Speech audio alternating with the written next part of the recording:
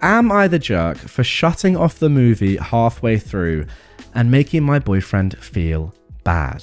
My boyfriend Wyatt and I always watch movies together every time we have days off that end up on the same day, especially since the pandemic. This was posted in 2021, and we go back and forth on who picks the movie. But I've noticed he's usually talking through my movie choices, either pointing out plot holes or just talking down about the movie in one way or another.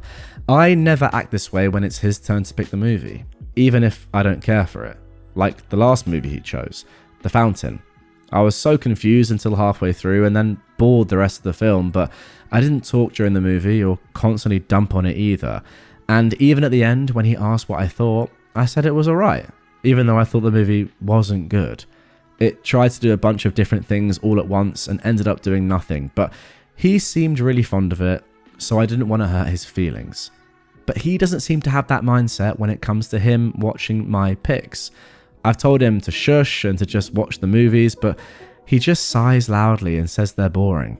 If I tell him to stop, he gets all huffy and goes totally silent, and usually takes his phone out to play a game or scroll the internet, totally ignoring me and the movie. It really hurts my feelings. And yesterday was my turn to choose again, and I picked a good movie that really hit me hard as a kid. I bawled when I first watched it, and I still tear up to this day. And I told him this movie was special to me, but he barely got 10 minutes into it before he started up saying it was boring and childish. Yeah, it's a kids movie, but that doesn't make it boring. I was getting upset, and before the big part of the movie even got close, I just couldn't take it anymore. I felt like him acting this way during a super important part would ruin the movie for me, maybe forever. So I just got up and I turned it off. He asked what I was doing, and I told him I didn't want to have the movie ruined for me, so it was better if I just turn it off. He said I was being a baby and to turn it back on. I refused, and I just told him to pick something to watch instead. Then I sat on the couch.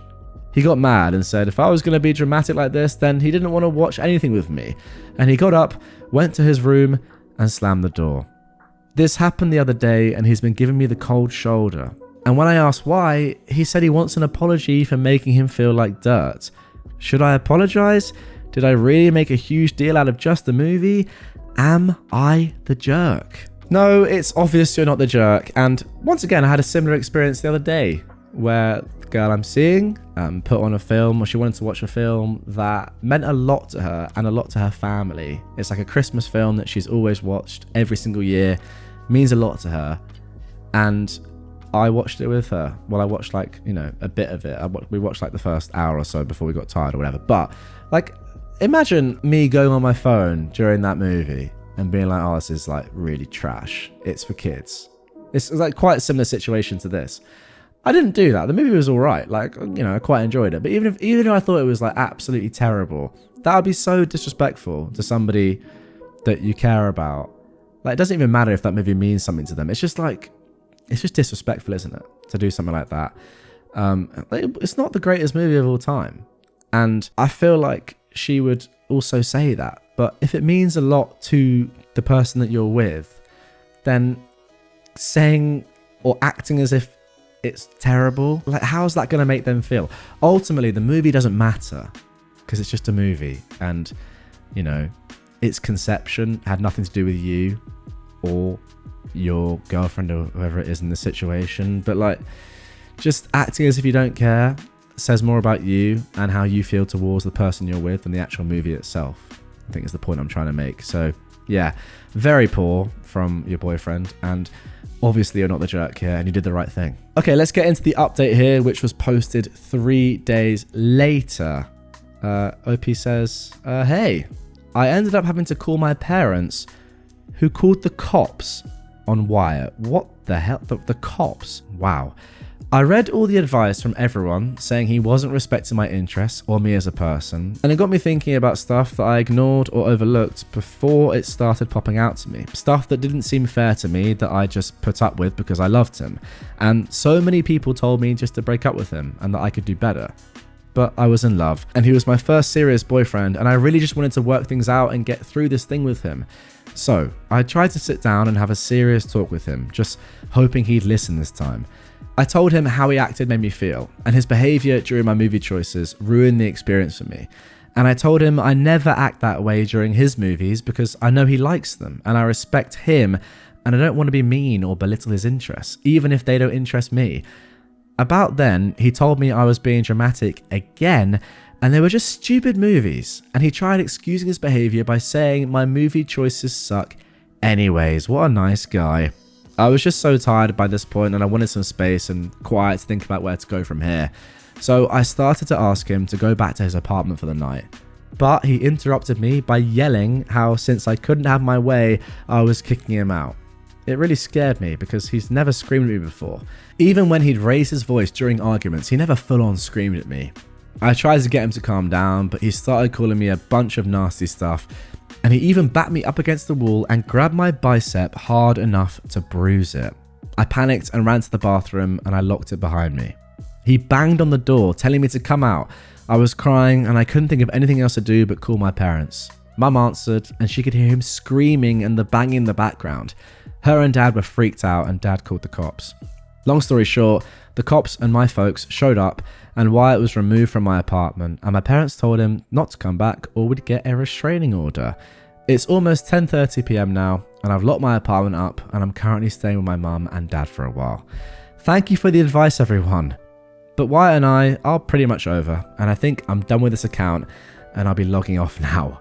Wow. Well, that went from nothing major, well, nothing, I say nothing major in terms of a physical sense, to, oh my gosh, OP's life's in danger very quickly. You know, if nothing else, that whole thing, I suppose, taught you that you're not meant to be with this. I don't say taught.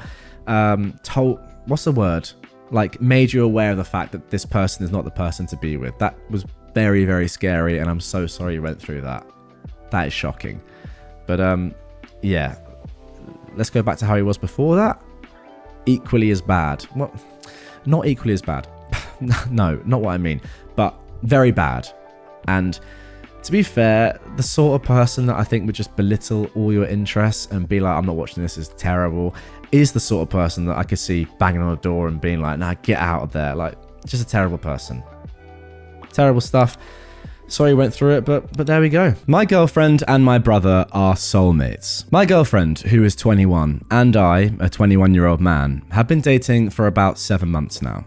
We both used to work at the same restaurant, and I asked her out. I've always felt like we were very different people, but that's what I liked about our relationship.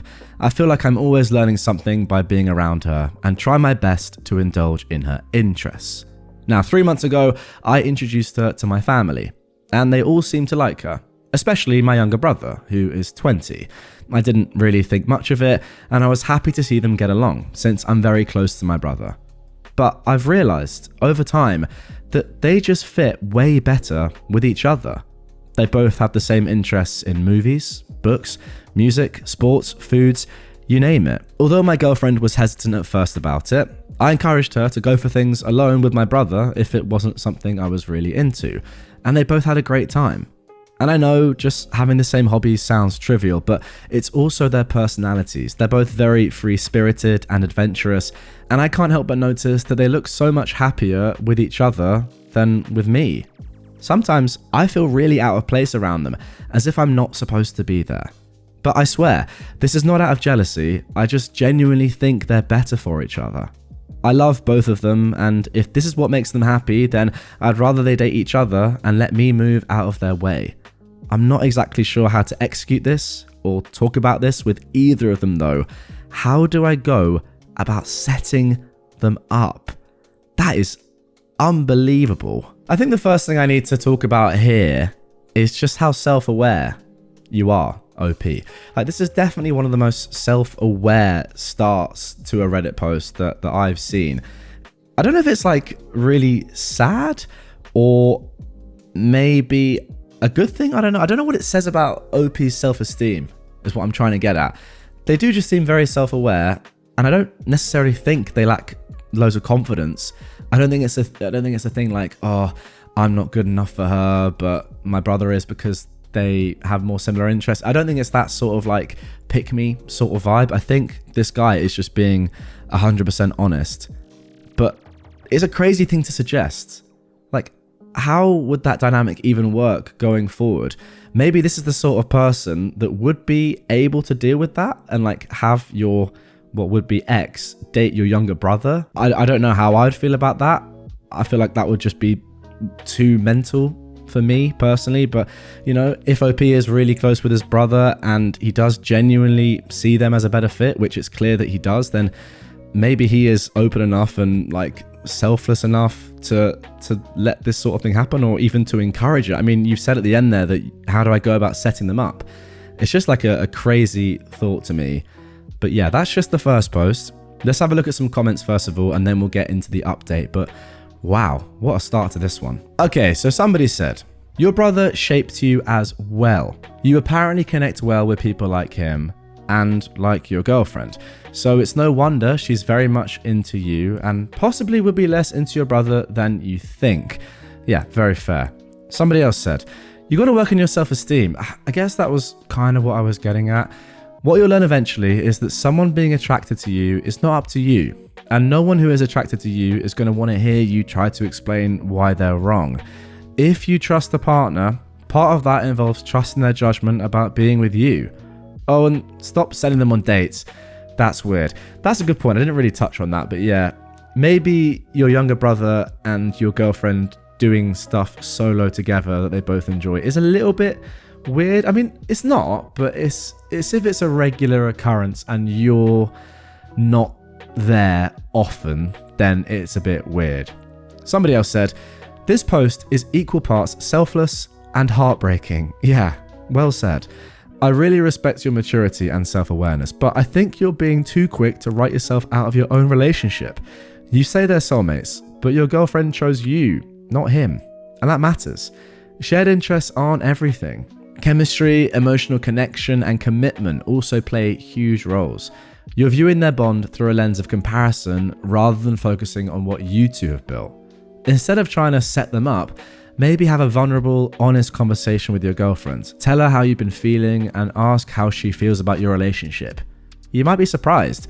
She might be with you because you bring something her bond with your brother doesn't. I think that's a great point, and I think that's actually quite likely. And please, stop facilitating their time together like that. It's blurring boundaries and making things messier than they need to be. If things are meant to shift, they will, without you sacrificing yourself for it. Ultimately, don't martyr yourself. Love should be mutual. Don't give yours away without making sure it's still being returned. Fantastic comment. And finally, somebody said, whoa, slow down. Your girlfriend probably has zero interest in your brother. People don't necessarily like being with someone like them. My husband is my polar opposite, thank God. And I would be absolutely miserable dating somebody like me. I'm too annoying. That is actually a great point. And it's something that, I'll be honest with you guys, I'm thinking about myself right now. It's very apt in my life. Maybe I'll touch on that after we finish this update, which came 5.5 months later, just a week or so ago at the time of recording. First of all, thank you to everyone who wrote nice, encouraging things and advice in my last post. I really appreciate it. I kind of got rid of this account after the post got too many views, but then I randomly opened it yesterday to several messages about it being covered by Smosh. Smosh already got there? That's a shame. I love Smosh, but also screw Smosh. I'm doing it my way. I'm a huge fan of them, by the way, so this was very surprising. Anyway, I will cut to the chase. After writing that post, I did a lot of introspection and self-reflection. I think a lot of people caught this, but I do indeed suffer from low self-esteem and I struggle with low confidence. I didn't want to acknowledge it, but it did get in the way of my relationships often. I am a brutally honest man, and that is exactly what I did. I was very honest about all of this to my girlfriend. I didn't tell her that I thought my brother and her were soulmates, but I told her that sometimes I feel like I can't directly connect with her because we're so different. And what she said really changed my perspective on our relationship. She said that she loves that I'm different and compliment her in a way that completes her. She also expressed that she would want to get more involved in my hobbies. So the past few months we've spent time doing random things together that we individually enjoy, and it's turned out great for us. She makes me really happy, and I try my best to make her life better too. I've also met her family now, and they are all lovely people as well. We still do things together with my brother, and it's also a good time. I think at the end of the day, the root of all of this was indeed my insecurity. It really wasn't about my brother, because I think I would have been insecure if it was a friend or really anyone else. Besides, it is true that I enjoy my brother's company because of the kind of person he is, so it's made sense for me to be with someone who's similar. It attributes more to the fact that she fits really well in my life. I've also come to realize that I was looking at this from a very trivial perspective. My girlfriend is so much more than her hobbies and interests, and there's so many other things about her that actually set her apart from other people in my life. Thanks again, everyone, for your advice. Okay, well, there we go. That is actually a fantastic ending to this story, and to be honest, I wasn't 100% sure we were going to get there. I was worried for OP. The second half of that, the update, provided all the context that I needed really, and the comments after the first post were great, and they were all very valid. And yeah, ultimately it did just come down to OP being insecure and maybe thinking that things weren't meant to be, but I suppose that shows the power of communication. A couple of conversations with your girlfriend, all good. She's obviously with you because it's you, and there's a reason why she's not with somebody like your brother, right? Like, she likes you for you. So it's great that you guys got to that conclusion, and I'm very happy for both of you. So there we go. Fantastic. And seeing as I'm apparently being a bit more open, I suppose, with my own life and relationships this year, which I think is actually one of my resolutions this year, is to be more open with you guys and tell you more about what's going on with my life. There's a girl that I'm seeing right now that I've been seeing for the past couple of months, and we're quite different in terms of our personalities, and I guess, I don't know what the word is. I'm a bit more extroverted. She's a little bit more introverted, and I've realized that I quite like that about her. In fact, I like that a lot. Like, not being with somebody who is the same as you can work really well, I think. Like, I really agree with that comment where someone said, if I was with a man and they were the same as me, it would be too much. It would be annoying. I think I would get annoyed by myself at times. So yeah, I definitely related to that comment, and I think that I'm glad that OP has come to this conclusion, and clearly, 5.5 months later, it's working out. So it was the right decision, and I hope things continue to go well for you guys. Phenomenal ending to that story. I lent my cousin my favorite jacket for one night, and she tried to rebrand it as hers. So I let the stitching do the talking. A few months ago, my cousin, who is a 27-year-old woman, asked to borrow my favorite jacket for a work event. It's not designer, but it's one of those pieces that looks expensive because it fits perfectly and it has history. I found it years ago, had the sleeves tailored, replaced the buttons, and I sew a tiny cloth label inside my nicer stuff because I'm forgetful and I've had clothes vanish at gatherings before. My cousin promised it would be one night. No food, no smoke, she'd hang it up, she'd drop it off the next day. You can probably guess where this is going. The next day. Oh my god, I forgot, I'll bring it next week. The next week. Oh, well, I'm out of town. Then she started getting snippy, like I was annoying her by wanting my own thing back. Oh, I hate those people. 2 weeks later, I see a photo of her on social media wearing my jacket with a caption like, "New staple, obsessed," and people in the comments asking where she got it. She replied, "Vintage find," with a little sparkle emoji. I texted her, polite at first, like, "Hey, that's mine, please bring it back." She responded with, "Lol, it's literally just a jacket," and then tried the Gaslight special. She said maybe we have similar ones, and anyway, she doesn't remember borrowing it, and I'm making drama over nothing. It made me feel kind of stupid because it's a jacket, but also it's my jacket, and she was acting like I was crazy for noticing. So I stopped arguing and I waited. My aunt hosted a small family get-together a couple of weeks later. Not a big dinner, just coffee and desserts and people passing a baby around. My cousin showed up, wearing the jacket again, like she was daring me. I did the sweetest voice I could manage and said, "That looks really good on you. Where did you end up getting it? I love that cut." She smiled and said, loud enough for everyone to hear, "Right? I scored it ages ago. I just never wore it." Perfect. I walked over and said, "No way. Can I see the inside? I did a little repair on mine and I'm curious if it's the same." She got tense and tried to step back, but I lightly pinched the inner seam near the collar and flipped it open. There it was, my little cloth label, stitched in crooked the way I always do it, my first name and the year. I didn't yank it or make a scene, I just turned to my aunt and said, calm as anything, "Oh good, it is mine. I'm so relieved, I thought I lost it." The room went quiet in that very specific way family rooms go quiet. My cousin's face went red, then she laughed too hard and said I was embarrassing her. I said, "You embarrassed yourself when you decided keeping it was easier than returning it." Then I took it off her chair, put it on, and went back to the kitchen like it was the most normal thing in the world. She tried to follow me and whisper fight, but my aunt cut her off and asked why she'd lie about something so small. My cousin left early, slammed the door, and later texted me that I'm petty and vindictive and I, quote, care more about stuff than family. I told her I care about basic respect. The best part is she can't even spin it online now, because if anyone asks about that vintage find, she has to remember it had my name sewn into it the whole time. Okay, very, very interesting indeed. First of all, I have to think to myself, if you had never put a label in your jacket, like I don't put labels in my jackets or clothing at all. It's something that my mum used to do for my stuff at school, because, you know, you can't trust a young kid not to lose clothes at school. I mean, I definitely did lots of times, but I wouldn't do it now. But my point is, if you hadn't done that, would she have genuinely just stolen that forever and been like, well, you have no proof it's yours, therefore I'm keeping it, I'm not giving it back? Maybe. What a strange person. Also, the audacity to say, why do you care? It's only a jacket. No, that is so irrelevant. And also, if it is only a jacket, why don't you just go and buy one yourself if it's only a jacket? Ridiculous. Also, you may have noticed, guys, if you're watching on YouTube, I'm in a new room. Now, is this room real or not?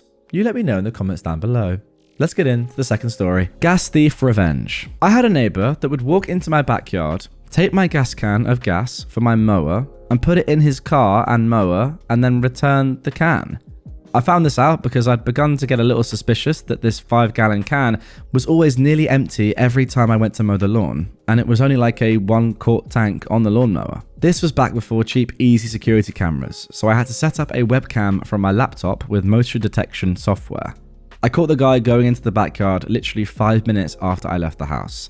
For the next week, every time I had to take a pee, I did it in that gas can. Now full of pee, but still smells enough like gas to fool an idiot. Then I left it on the back patio again. I made a big show of checking the fluids in my car, packing a few bags. I made sure the neighbor knew I was getting ready to go on a trip and I'd be gone a while, hoping he takes the bait. I come back home in about an hour. Car trouble. The thief is in his front yard, putting the rope on his lawnmower so hard, it looks like he's going to have a stroke. Turning bright red and cursing. Later, he gets in his car, makes it a couple of blocks up the road, and it suddenly breaks down. I check the gas can on my patio, and it's empty. Also, I just wanted to add, this guy was a huge POS. That's not the only thing he did. I found out he had arrest warrants, so I ended up getting him arrested by applying for a sheriff's ride-along program in his name. I don't know what that is, but that is a mental ending to the story. Short, sweet, simple. I just love the idea of this guy pouring pee into his car. Just phenomenal. Once again though, like the first story, how can you be that, I don't know what the word is, like, is it entitled? Is it just a thief? Why are you stealing from your neighbor? Isn't it obvious as well? You're just not going to keep getting away with this. It was just too obvious that I'm not getting as much gas as I should be from my gas can. What's going on? And then once you figure that out, it's not that hard to work out that someone's stealing it. Unless like a hole in your gas can. I was like, you know what I mean? It's like obvious that someone close to you in proximity is doing this. And then there's only a few people it could possibly be. Clearly this guy just doesn't care anyway, but yeah, insane. Also, that last bit, a sheriff's ride-along program, don't know what that is, but sounds like this guy probably deserves it. My roommate kept leaving the fridge door open, so I turned his midnight snack into a rave. My roommate constantly ruins our groceries. He has this habit of going to the fridge at night, staring at the food, grabbing a cheese stick, and then forgetting to close the door all the way. We've lost so much milk to spoilage because of him. I asked him nicely to stop, but he didn't. So I decided to create a reminder system. I went online and bought a bulk pack of 30 musical fridge magnets. I'm talking about the cheap plastic ones shaped like parrots, frogs, and strawberries that screech when they sense light. I found a vendor on Alibaba selling them by the pound, so I bought enough to cover every square inch of the appliance. I waited until he went to work. I covered the inside of the fridge door with them. I put them on the shelves. I hid one inside the egg carton. That night, I was awake reading when I heard him walk to the kitchen. I heard the suction of the door opening. Then I heard it all. Imagine 30 different 8-bit nursery rhymes playing at slightly different speeds, all at maximum volume. It sounded like a digital nightmare.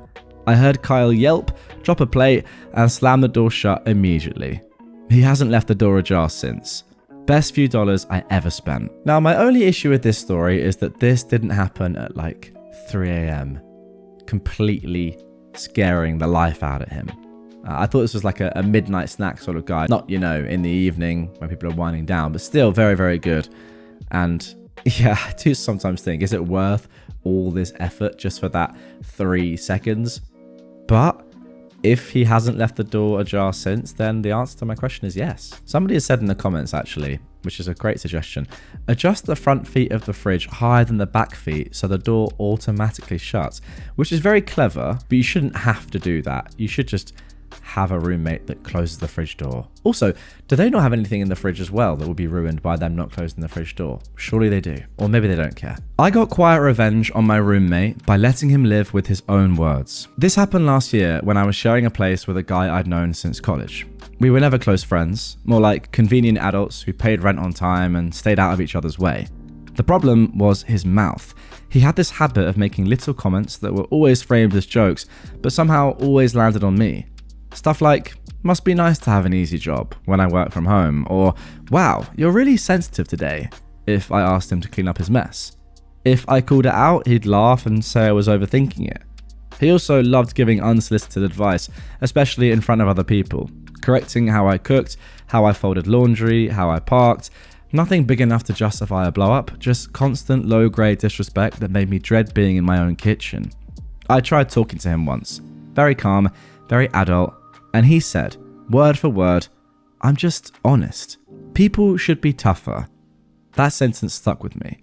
So I stopped reacting completely. Instead, I started taking him at his word.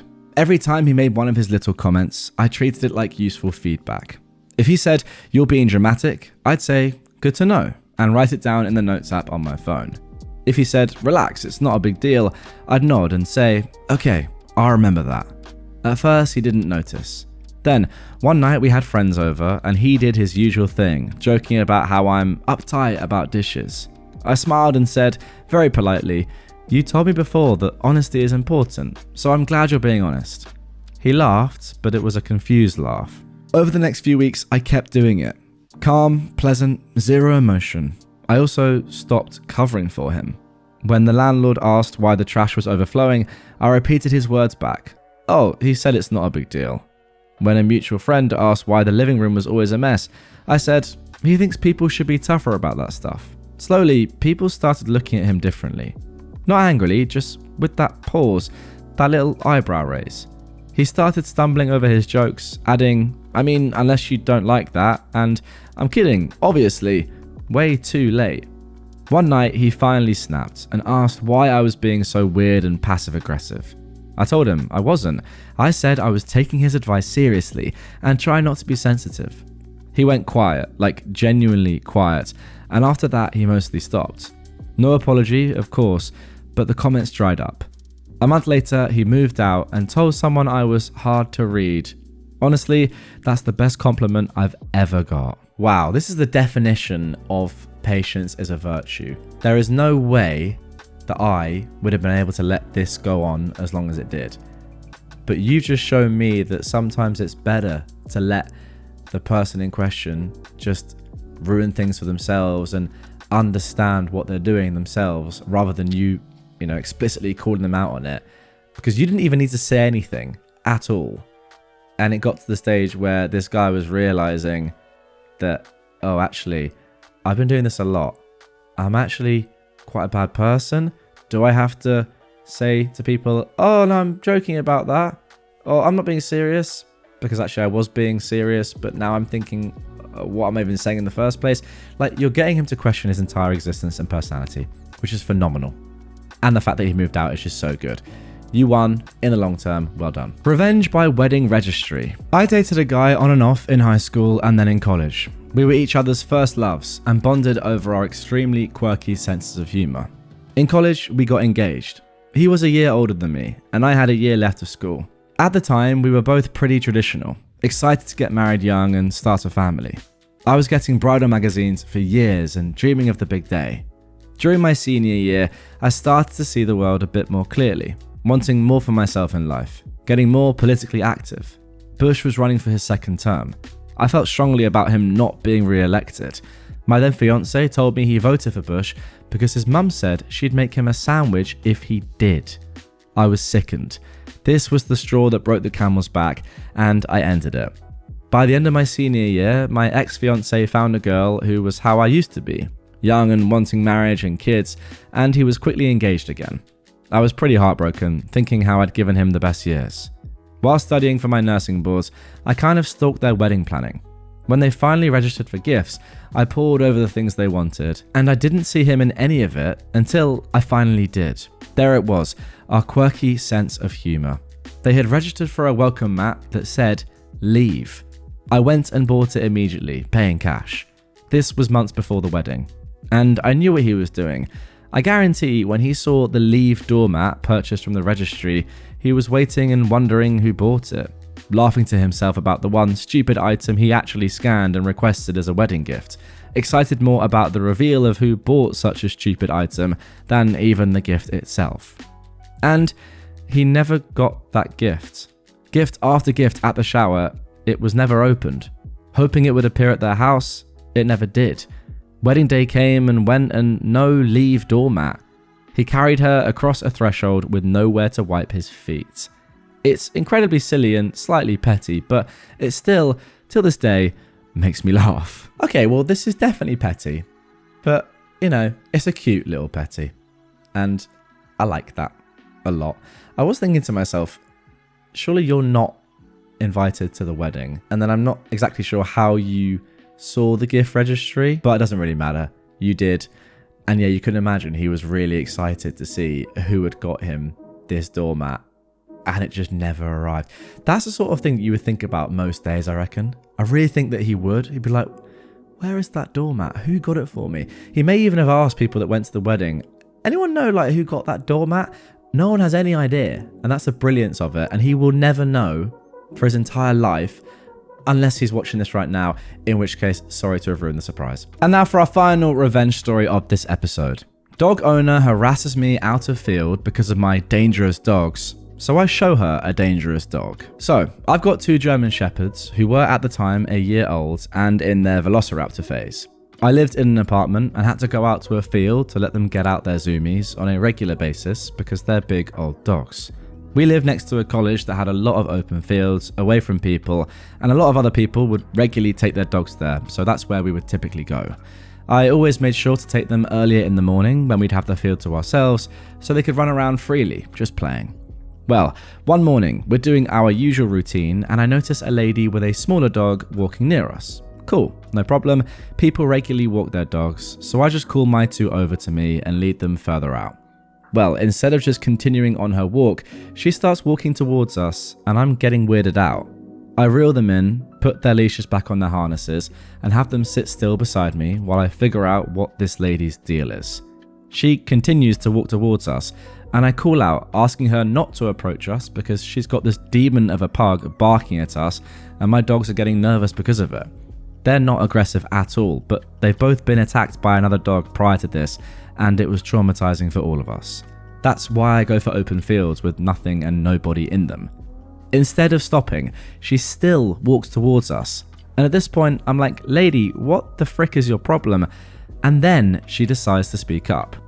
Well, since you're just gonna let your dogs run around without leashes when they're a dangerous breed, it should be fine if I let mine run around, right? I'm in disbelief because we're literally in an open field with no one else but us. Plus, I always leave their harnesses on so I can grab them just in case. Her hellhound continues yapping, my dogs are freaking out, she's trying to provoke me, and I am overwhelmed, so I just take my dogs back to the car. I'm in tears at this point and so embarrassed as it's already so hard to be a large dog owner. I understand I have a responsibility to be more careful because I get it. Big dogs can be scary and suffer more consequences if they act up.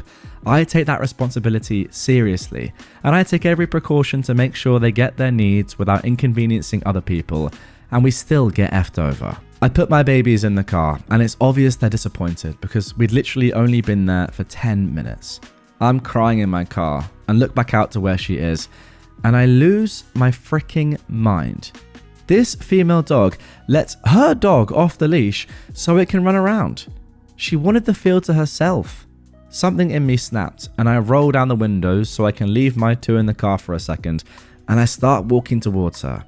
I didn't even have a game plan for anything. I'm just angrily marching over to her. And as I get closer, I just hear that Palpatine line in my head go, "Do it," and I go absolutely feral. I bend over and start chasing and barking at her hex spawn of a dog, and all hell breaks loose. I'm barking like a maniac while the dog is basically screaming. You know those weird noises pugs make? And this lady is losing it. She's screaming at me and trying to chase me, but I don't care. She can't even catch me because she's massive, which plays out perfectly, because when her pug comes darting towards her, he goes in between her legs and trips her up, which sends her down. She literally looked like a turtle on its back, and she's just flailing around, screaming. I run back to my car and I feel freaking amazing. She's screaming something about police, and we just drive off to get some pup cups. I ended up taking them on a walk instead, which usually sucks because they pull me like a ragdoll, but I was so happy I didn't even care.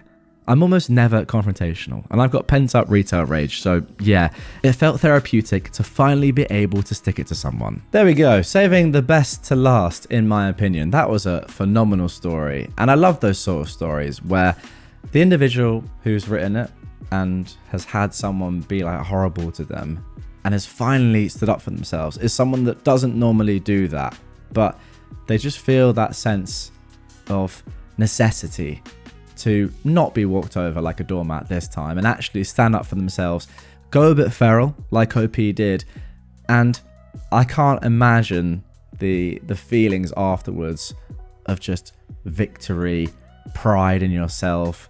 Who cares if you made yourself look weird or whatever? Who cares if you're getting pulled along the pavement by your dogs? That's a massive win for you, and you must feel so much delight in the fact that you did what you did. So well done. Great revenge. Also, what a horrible woman, by the way. Doing something like that, saying to somebody, "Oh, your dogs aren't on a lead," just so you then take your dog off a lead and have the field to yourself. Disgusting. Today, I effed up by becoming a prostitute. So, this has been happening for over a month now, but the gravity of the situation just hit me today. So, I am a 31-year-old man, and I'm not in a great place in life right now. I was doing great in my mid-20s, but alcohol and gambling has turned my life into living check to check. I work 2 jobs, I'm single, I have no kids, but I'm still in a hole of debt. I did save quite a bit of money into retirement funds in my younger years, and perhaps I'll have to take a loan out against it soon to delete other debts, but not yet. I frequent a bar that's across the street from my apartment. Most of the regulars are now friends, or at least familiar acquaintances, from as young as 21 to as old as 75. One of my good friends, Lynn, who is a regular at this bar, is in her 50s, and she's beautiful, especially for her age. Literally any guy at the bar would take her home if she ever let them. Lynn lives close to me, and I've started hanging out with her outside the bar. It's always a fun time when it's just me and her, but some of her friends are a bit much. Most of her friends are older, single women who like to drink heavy and live loud. One friend in particular, Barb, clearly took a liking to me the first time Lynn introduced us. She was rather upfront about how attracted she is to me, but she's older than my mum and I'm not attracted to her in the least. Barb apparently also lives close by Lynn and I, and she started to go to the bar and always sat next to me.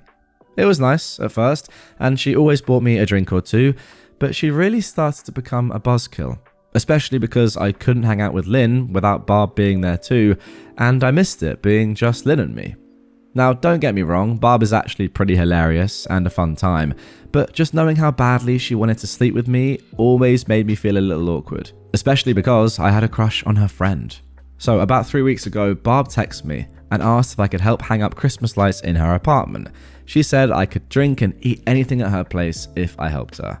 I was a little drunk at the bar when she texted me and just gambled away the rest of my cash, so I obliged. Barb lives in a building that just opened up this year, and I've been in to visit a friend before. Very upscale apartments, great views, brand new. However, what I didn't know about this place is that they had some crazy condos in that building. So I got to the top floor, and her place is huge. Everything was so nice, the ceiling was so high, there were stairs that led up to her bedroom. So I told her how amazing her place is, and she immediately spilled out her life story. This was a bit weird, because for as long as I'd known her, she'd never really opened up about herself much. Anyway, nasty divorce, still in court with her ex-husband. One daughter talks to her, the other doesn't. She's sexually starved. That one hung in the air for a bit. I listened to her, I told her how sorry I felt for her. I helped myself to a few beers and began hanging Christmas lights in her windows. She has tons of tall windows, so it was taking a while, but we were laughing and having a good time. And getting drunk. For 9 PM on a Wednesday, I was irresponsibly drunk.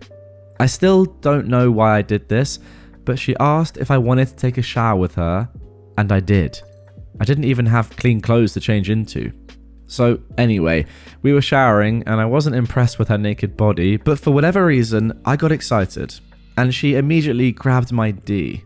I told her that she can touch it, but I don't want to have sex with her.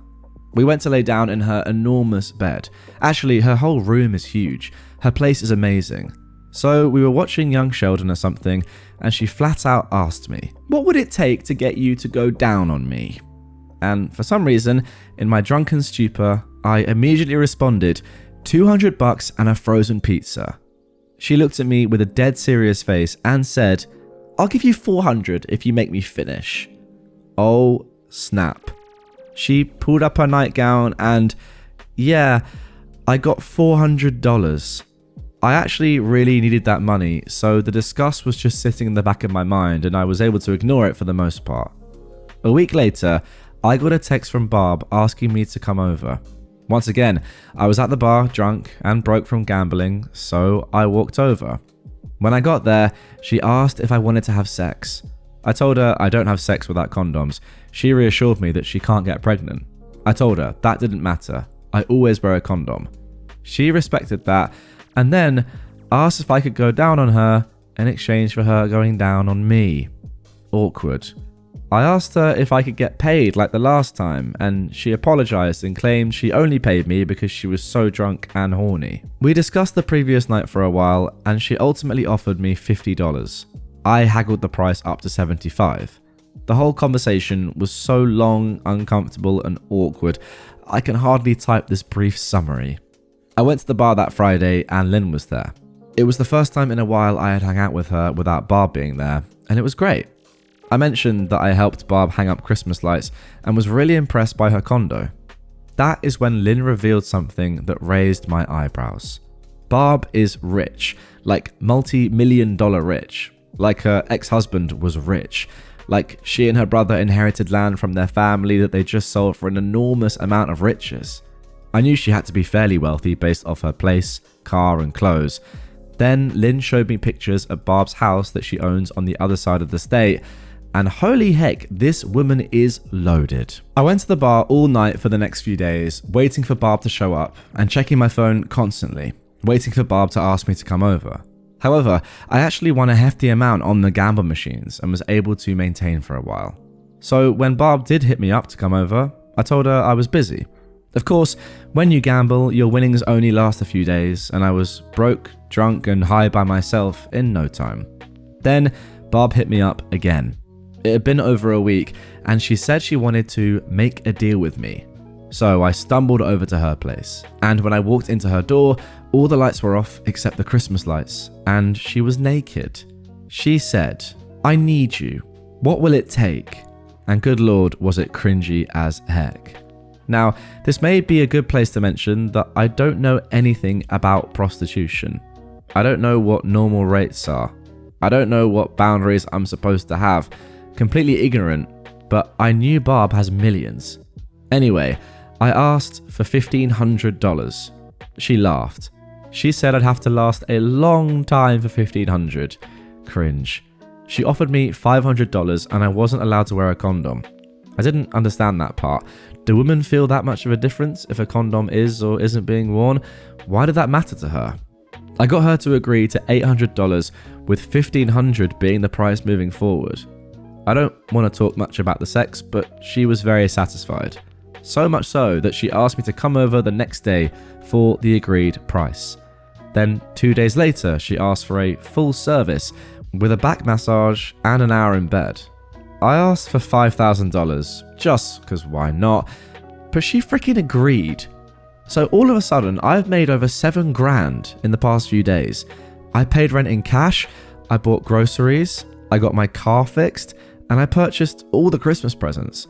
And a welcome side effect of the constant hooking up was that I was gambling less and spending less money on booze. I felt good. I was really starting to accept the situation. I went to the bar in a great mood. Lots of my friends were there, played some pool, I smoked a joint in the alley. Great stuff. Then Barb came in. She made her way around the bar saying hi to everyone, then sat right next to me and kissed me on the cheek. I'm stunned. My friends who I was talking to both dropped their jaws slightly. She joined in our conversation and I felt my face getting red and hot. My heart was blasting through my chest. After a short while, I announced I had to go home and Barb asked, "Will I see you later?" "I don't know, hit me up," was my response as I got out of there. This happened just 4 days ago and I haven't been back to the bar since. I know that my friends know, or at least strongly suspect, that I've been hooking up with Barb. But one comforting thought came into my head. They'll understand when I told them I only effed her for her money. Then, a cold realization flooded my brain.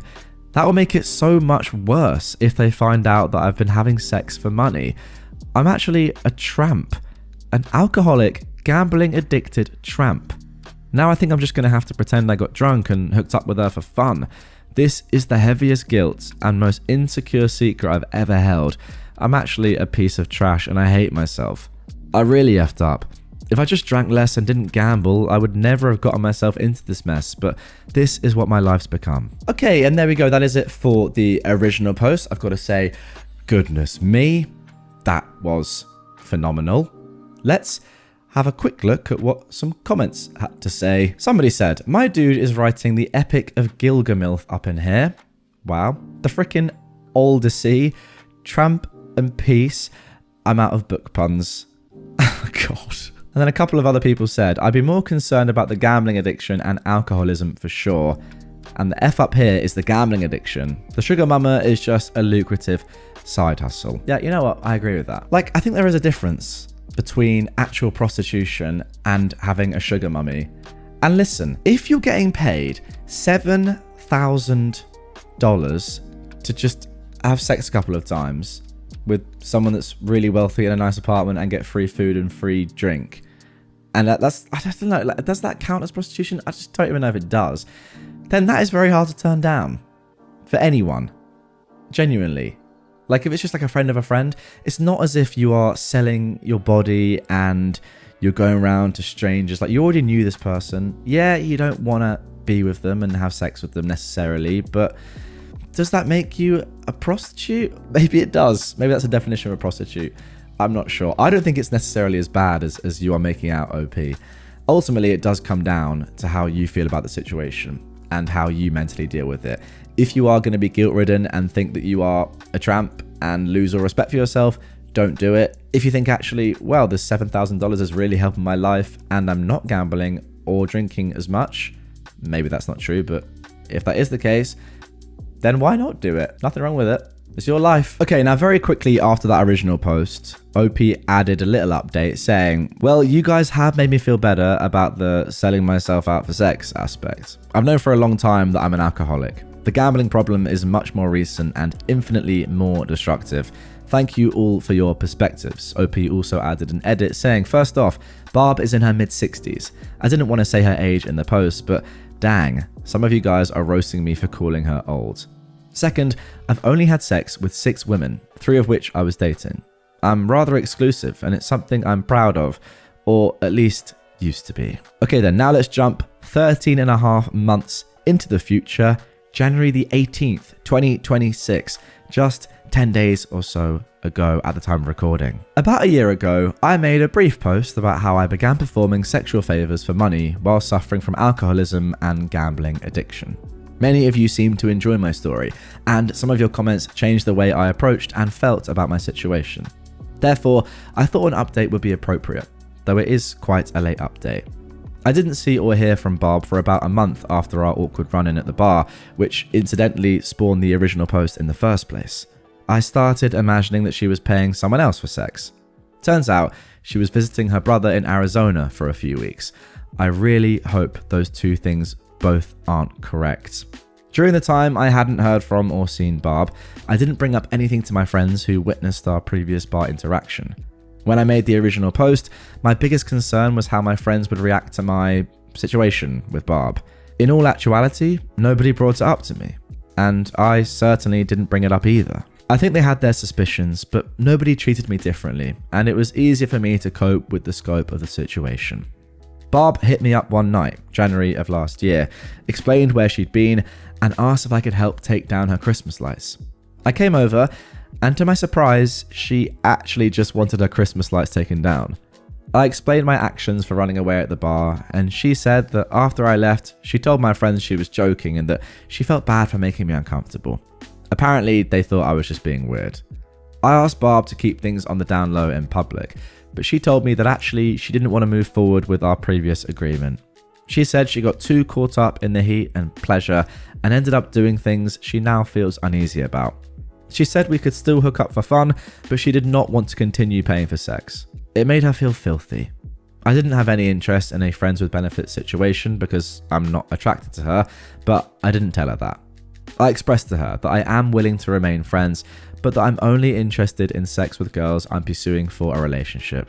I told her that I've only recently found out that I apparently make an exception for money. I also added that if she changes her mind, and if I'm single, I would be down to do it again. This in particular was a response I made to Barb thanks to some of the opinions I read in the comments of my previous post. Some of you encouraged me to get that bag. Yeah, why not? I agree. If she's got loads of money and you don't mind, why not? At the time, I had been participating in a mostly dry January with some friends, so I was clear-headed and separated from gambling opportunities. It was nice. I also made a major career shift, which resulted in less pay, but now I only work one job and the work-related stress is practically non-existent. I still drink a lot, but socially. I still gamble, but much less frequently and at much lower amounts. Barb hit me up once in February and once in March for my services. Now we see each other at the bar every once in a while. We smile at each other, we talk and we laugh, but I think we're both past that part of our lives. Things have been truly going well for me, and at the age of 33, I feel very positive. I'm not exactly where I want to be or where I could have been had I made better choices the past few years, but I'm happy with who I am, how I treat others, and where my future is headed. Okay, so there we go. Quite a nice ending to this one, I suppose. Let's jump into some comments though, because the people on Reddit had some quite differing opinions about this entire thing. So somebody said, and this was downvoted, so you quit your side hustle, took a pay cut at your main job, and your big life improvement is that you're happy now? It sounds like you discovered therapy, but it costs nothing and involves removing yourself from situations instead. A strange comment. OP said, I mean, I go to therapy too, but my biggest life improvement is not constantly losing money to gambling and changing 2 stressful jobs to 1 stress-free job. Yeah, nothing wrong with that at all. Someone else said, funny, my reaction is that OP is still willing to be a hooker when called upon. Still drinking, still gambling, and for the moment, he's just keeping a tight enough lid on it that the habits aren't entirely self-destructive. Maybe that is true. This mother effer is hopping around on one leg near a cliff on a breezy day, and the only comments I see are, oh my god, I'm so happy to read you've changed so much and you're doing so well. I don't get that vibe, to be honest. Like, maybe he is still keen to get the easiest money ever. That's fine. I think he has genuinely improved though. Like, his life has genuinely improved. He says anyway, this is a whole year later and I'm doing much better now. I smile more, I have my credit card paid off, I enjoy going to work, I work out. My life is so much better than it was last year. I still have my vices, but they aren't debilitating me anymore. Well, that is good to hear. OP then explains a little bit more about his days prior to taking care of his mental health and making healthy life changes for himself, saying, I don't think this is an unfair interpretation. At the time of my last post, I just left an abusive relationship, put down my dog, and absolutely hated my jobs. These were, of course, major factors that led to my behavior being so destructive. I feel like anyone can spiral out of control in the perfectly disastrous situation. Yeah, absolutely. I'm hoping I'll handle things better now if such a dark cloud comes my way. And just some more information about the dog. For some reason, after I got him fixed, he became a very aggressive dog. He mangled a dog at the dog park and bit a child. Wow. I tried to get him hardcore behavioral training, but everyone refused after hearing he bit a child. Yeah, it makes sense. I tried to send him to a sanctuary, but they recommend I put him down. It was devastating, and many people, including on Reddit, called me a dog murderer and made Christy Noem related insults towards me. Well, that isn't great. And then finally, what happened to Lynn, and has OP kept in touch with her? She got engaged, and I haven't seen her since she moved in with her fiance. Incidentally, her son and I have become good friends since then. I'm going to his wedding this summer, and I will see Lynn there. And there we go. So that is the end of that one. Overall, I would say that was a very fun story with a good outcome. Let me know in the comments down below. And I think this is the main question I have for you. Do you think taking money, a lot of money, for sex is morally okay? And do you think that OP was, for that period of time, a prostitute selling themselves for sex in the most traditional way that we know as a sex worker or a prostitute does?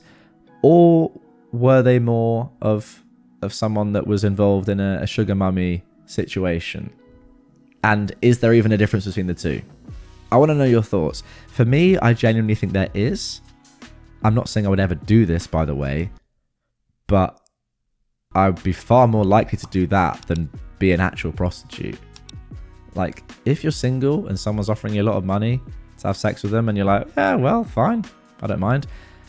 I don't know. Maybe if I actually did it mentally, it would be a different thing. I don't know. Let me know in the comments down below. Am I the jerk for calling every morning? This was originally posted on November the 29th, 2022 on r/AmITheJerk. My son is a 20-month-old toddler. My wife is a stay-at-home mum. I work 6 days a week and I'm usually gone for 12 hours a day. I always check in on my son remotely via our nursery cam app, and he's always awake in the mornings at around 8 AM. He has a great sleep routine. Our wind down time starts at the same time every evening. We clean up toys, read a book. When I lay him down, he's still awake, but he falls asleep on his own and sleeps all night for at least 12 hours. It's usually after 9 o'clock before I have a chance to check the camera. This morning, when I checked, it was 9:12, and some mornings are closer to 10. Every time I look though, he's awake in the dark and standing in his crib, just waiting. When I see this, I immediately turn on the brightest nightlight the camera has and speak to him through the camera app. I always tell him good morning and I love him, and he usually laughs and says, Dada. Then I leave the app and I call my wife to wake her up. I usually have to call 3 to 4 times, and when she finally answers, it's obvious that she just woke up, and it's only because I called. I tell her that our son is awake, waiting for her, and that she needs to get up to start their day. This morning, while on the phone, I asked her if she was going to get him after using the bathroom, and she said no, she was going to the kitchen to prepare their breakfast, and then she'd get him. I asked her to get him after the bathroom so he could go to the kitchen with her, and she flipped out. She told me it annoys her a lot that I call every morning to tell her how to be a mum and that she has a routine. I retorted with, well, your routine sucks because he's been awake for an hour and you'd still be asleep if I hadn't called.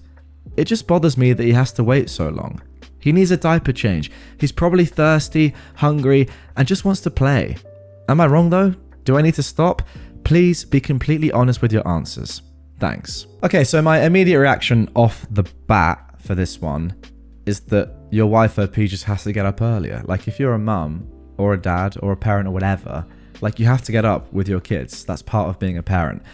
I know a lot of you watching and listening to this right now are parents yourselves, and I think you'd agree with me that you don't get much sleep as a parent compared to when you don't have kids, because you have to get up with your kids.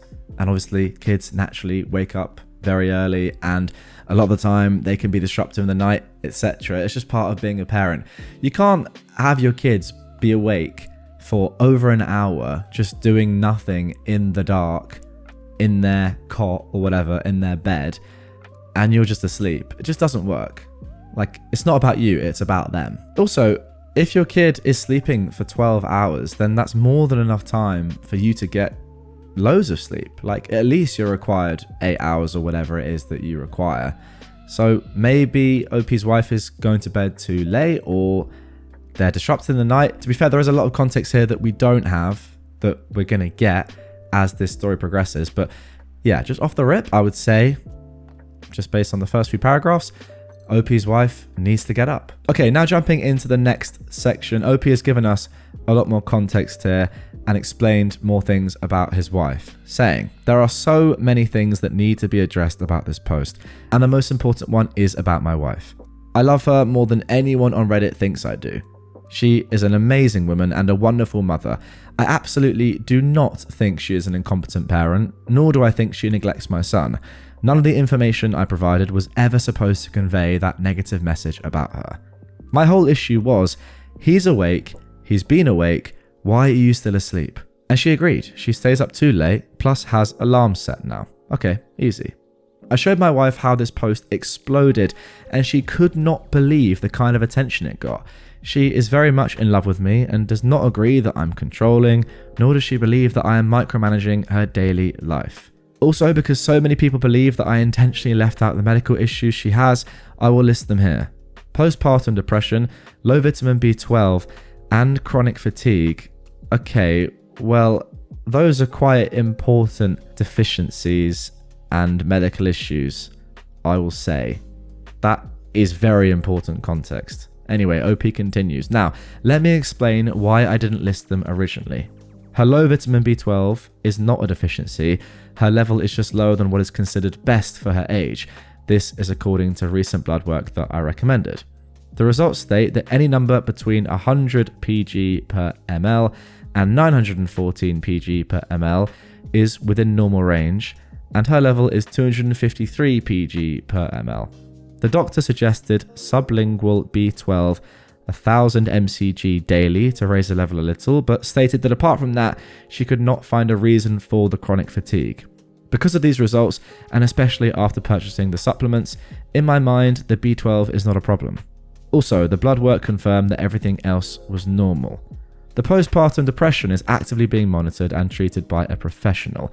My wife literally goes to a psychiatrist or psychologist, I can't remember their exact title, multiple times a year, and we pay for medication every 30 days. She initially tried depression medication, followed the regimen religiously, and not much changed for her. This was addressed in a following appointment, and a new medication was prescribed. Her current medication is normally used to treat ADHD or narcolepsy, and the doctor believed it would alleviate some of her tiredness and release more dopamine, thus providing more energy in her daily life. This does seem to be true, and she seems to be happy with the medicine. The chronic fatigue is a result of her own poor scheduling and personal health. She has agreed. She spends too much time sitting and using the phone. She naps when our son naps and has trouble falling asleep at a normal bedtime hour due to this daytime sleep. We always go to bed together, and she's told me multiple times that she's moved to the living room after I fall asleep because she couldn't sleep and was bored just lying there. Then, midnight or later comes, she's finally drowsy and decides to sleep. However, the overstimulation from social media and phone usage makes it difficult for her brain to reach REM sleep normally. So she falls asleep at 12, our son wakes up at 8 hours have passed, and she still feels tired and not at all rested. I do know and have known about her condition. We've agreed to disagree about the cause of her sleeping problems. In her mind, she has chronic fatigue because of insomnia, and it's a vicious cycle. In my mind, she stays up too late on the phone and doesn't get the sleep her body needs. Whether the internet thinks she's a bad mother, negligent, lazy, or abusive isn't important. I know and love the woman I married. I do feel comfortable leaving her with our kid, and she does an amazing job with him.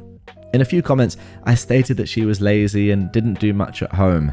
I won't deny those statements, but in the moment I was still aggravated because the argument over the phone had just recently ended. I don't truly think she's lazy because I've seen what she can do. I just think she's unmotivated due to a lack of sleep and the same four walls every day. Finally, I'm not spying on her or my son. We only have 2 cameras in this house and both are in our son's room. One camera provides a wide-angle view of the entire room and the other is positioned directly above his crib. The cameras serve no purpose during the day because I'd barely be able to hear background noise from another room even if I did try to listen in. My wife is an amazing woman and an amazing mother. My son is just so happy all the time. He's super smart, full of energy and extremely healthy. I will not be hiring a nanny or using a daycare. There's absolutely nothing wrong with what my wife does during the day. I just wish she'd start her day earlier for my little man. I want to say thank you to everyone who commented on this post and messaged me. My wife and I had a long, in-depth conversation last night after all of the attention this post received, and I've shown her everything. There were tears, much more laughs, and a lot of things to think about. I think the most important thing we learned is that so many people are quick to judge, and that in itself is a very big problem. Also, I need to make it clear that my wife does not have narcolepsy. She's not taking medicine for narcolepsy. I said that the medicine she takes now is usually used to treat narcolepsy or ADHD. She also does not have ADHD. The second thing we learned is that people love to add details and change the story. Okay, so there we go. A little bit more context that I asked for. To be honest, I'm still big on the husband's side here. I think what's going to happen here is the story will flip as we get his wife's side of the story. I think things will become more apparent, but I'm only going to take what I've read so far. I'm not going to assume anything.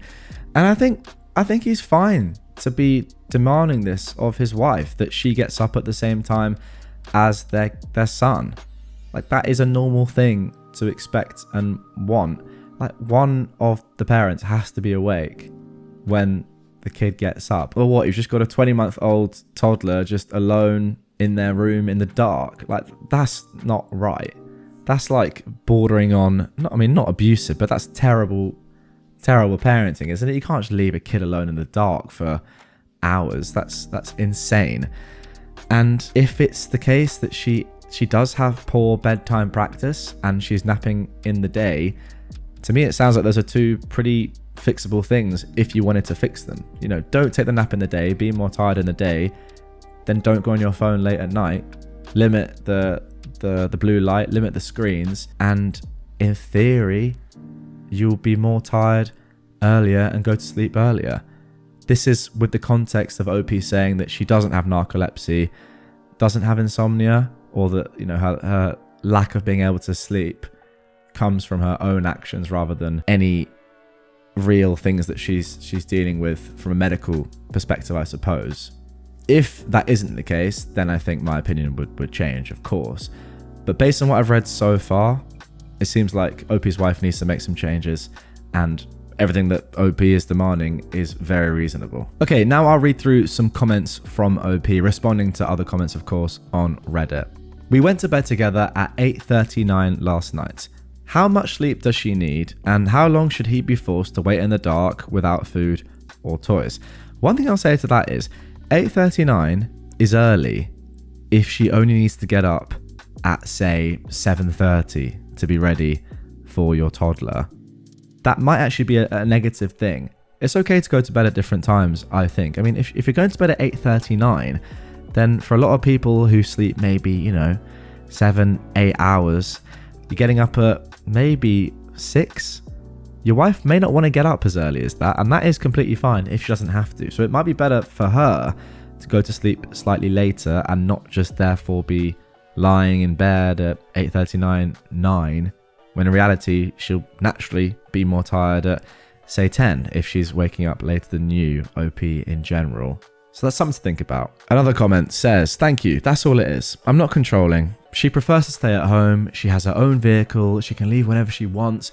All I care about is his development, and it bothers me that the first quarter of his time awake before his nap is spent in the dark, alone, and bored. Yeah, extremely fair. Others are saying that I'm controlling and she lives like a prisoner, but he is the priority in my mind. It's our fault he's here. It is what it is. Someone else said that maybe he's spying on him. No, I'm not spying on him. I just miss him. When I see him wide awake, beaming with energy, but stuck in the dark, it bothers me. And I feel like it's my duty as his father to help. Am I really wrong for this? No, in my opinion, you're not. Is it so hard to bring a toddler to the kitchen to play with magnets on a refrigerator while you prepare a small meal? Do you really think it's right for a toddler to wake up and be forced to wait in the dark for 2 hours before their caregiver arrives to provide the attention and love they so desperately need in the early years? I know he sleeps through the night, and if he didn't, for some reason, I would have woken up as well and known about it. Also, I never expect her to spend every second of the day with him. I don't even do that when I'm home. But why can't she get up at a decent hour? Shouldn't a mother adjust her schedule to fit the child? Yes, absolutely. A sleep study, he continues, confirmed that she doesn't have sleep apnea, depression medicine didn't work, so now she's taking medicine that usually treats narcolepsy or ADHD. She had blood tests done not too long ago, and according to the doctor, everything is fine, and they didn't find a cause for her chronic fatigue, except for a lower than average B12 level. I bought B12 supplements as per the doctor's request, but she forgets to take them, and when she's awake, she sits on the couch, browsing social media almost all day long. Do you honestly believe that it's acceptable to go to bed at 9 and sleep until 12, even though you have a toddler at home that wakes up at 8? I shouldn't have to be there, nor should I have to spend money on someone to care for my child when his mother is perfectly capable. I swear, she doesn't do much of anything around the house other than sit on the couch looking at TikTok or Facebook. But this isn't a post about a lazy wife. It's a post about a father who wishes his child's mother could provide a better structure for the child. Her schedule needs work, and she cannot continue to just sleep in until she is ready to get up. Also, he does cry when he's waited long enough, and that's what wakes her on the days that I'm just too busy at work. I'm not spying on her. We literally do not talk at all during the day until I'm back home, except for this one time in the mornings. And there is no routine. That's the issue for me. If it weren't for me, he'd be fed and allowed playtime at very different times every day. I agree with the benefits of alone time, but isn't it a bit much to keep him waiting for more than an hour and sometimes more than 2 hours? Now, people in the comments were saying that the child's safe or he wasn't crying, so he must be fine. They're absolutely correct. However, when I'm home, I jump out of bed and go in there singing my good morning song when I hear that he's awake. I don't think I'm fostering anything negative in the development of his personality. I genuinely cannot wait to see him smile at me. I cannot wait to hear him say my name. I cannot wait to watch him throw his hands up and tell me, "Up, up." I love bonding with him. I love interacting with him, and I love letting him follow me around the house while I do adult things. He is my little sidekick. Yes, the decision for a child was mutual. She doesn't do anything but feed him, lay him down at nap time, wash dishes, and browse social media on the couch. This post was never about a lazy wife, but about a father who wants a more consistent structure to be provided to his child. We agreed she'd be a stay-at-home mum. She wants this, and I make a good living. When I'm home, my son and I don't exist. I'm up at 5 every morning for work and up by 7 on the mornings that I'm home. And he does eventually cry. When I don't call, his crying is what eventually wakes her up. And finally, she wanted the cameras. Okay, now that is all we have from the husband's side. And as I said in the introduction, the brilliance of this post and this saga, I suppose, is that his wife has input on this.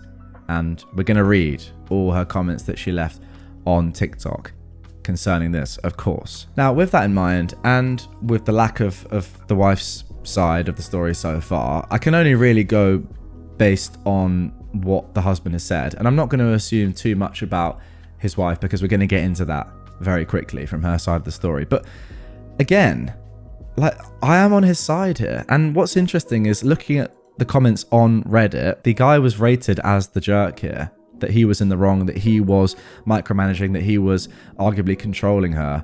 I don't agree with that at all. And maybe you guys can tell me that I'm wrong in the comments down below, and I'm sure that a lot of you would disagree with me on this, and that's completely fine. That's sort of what this is about.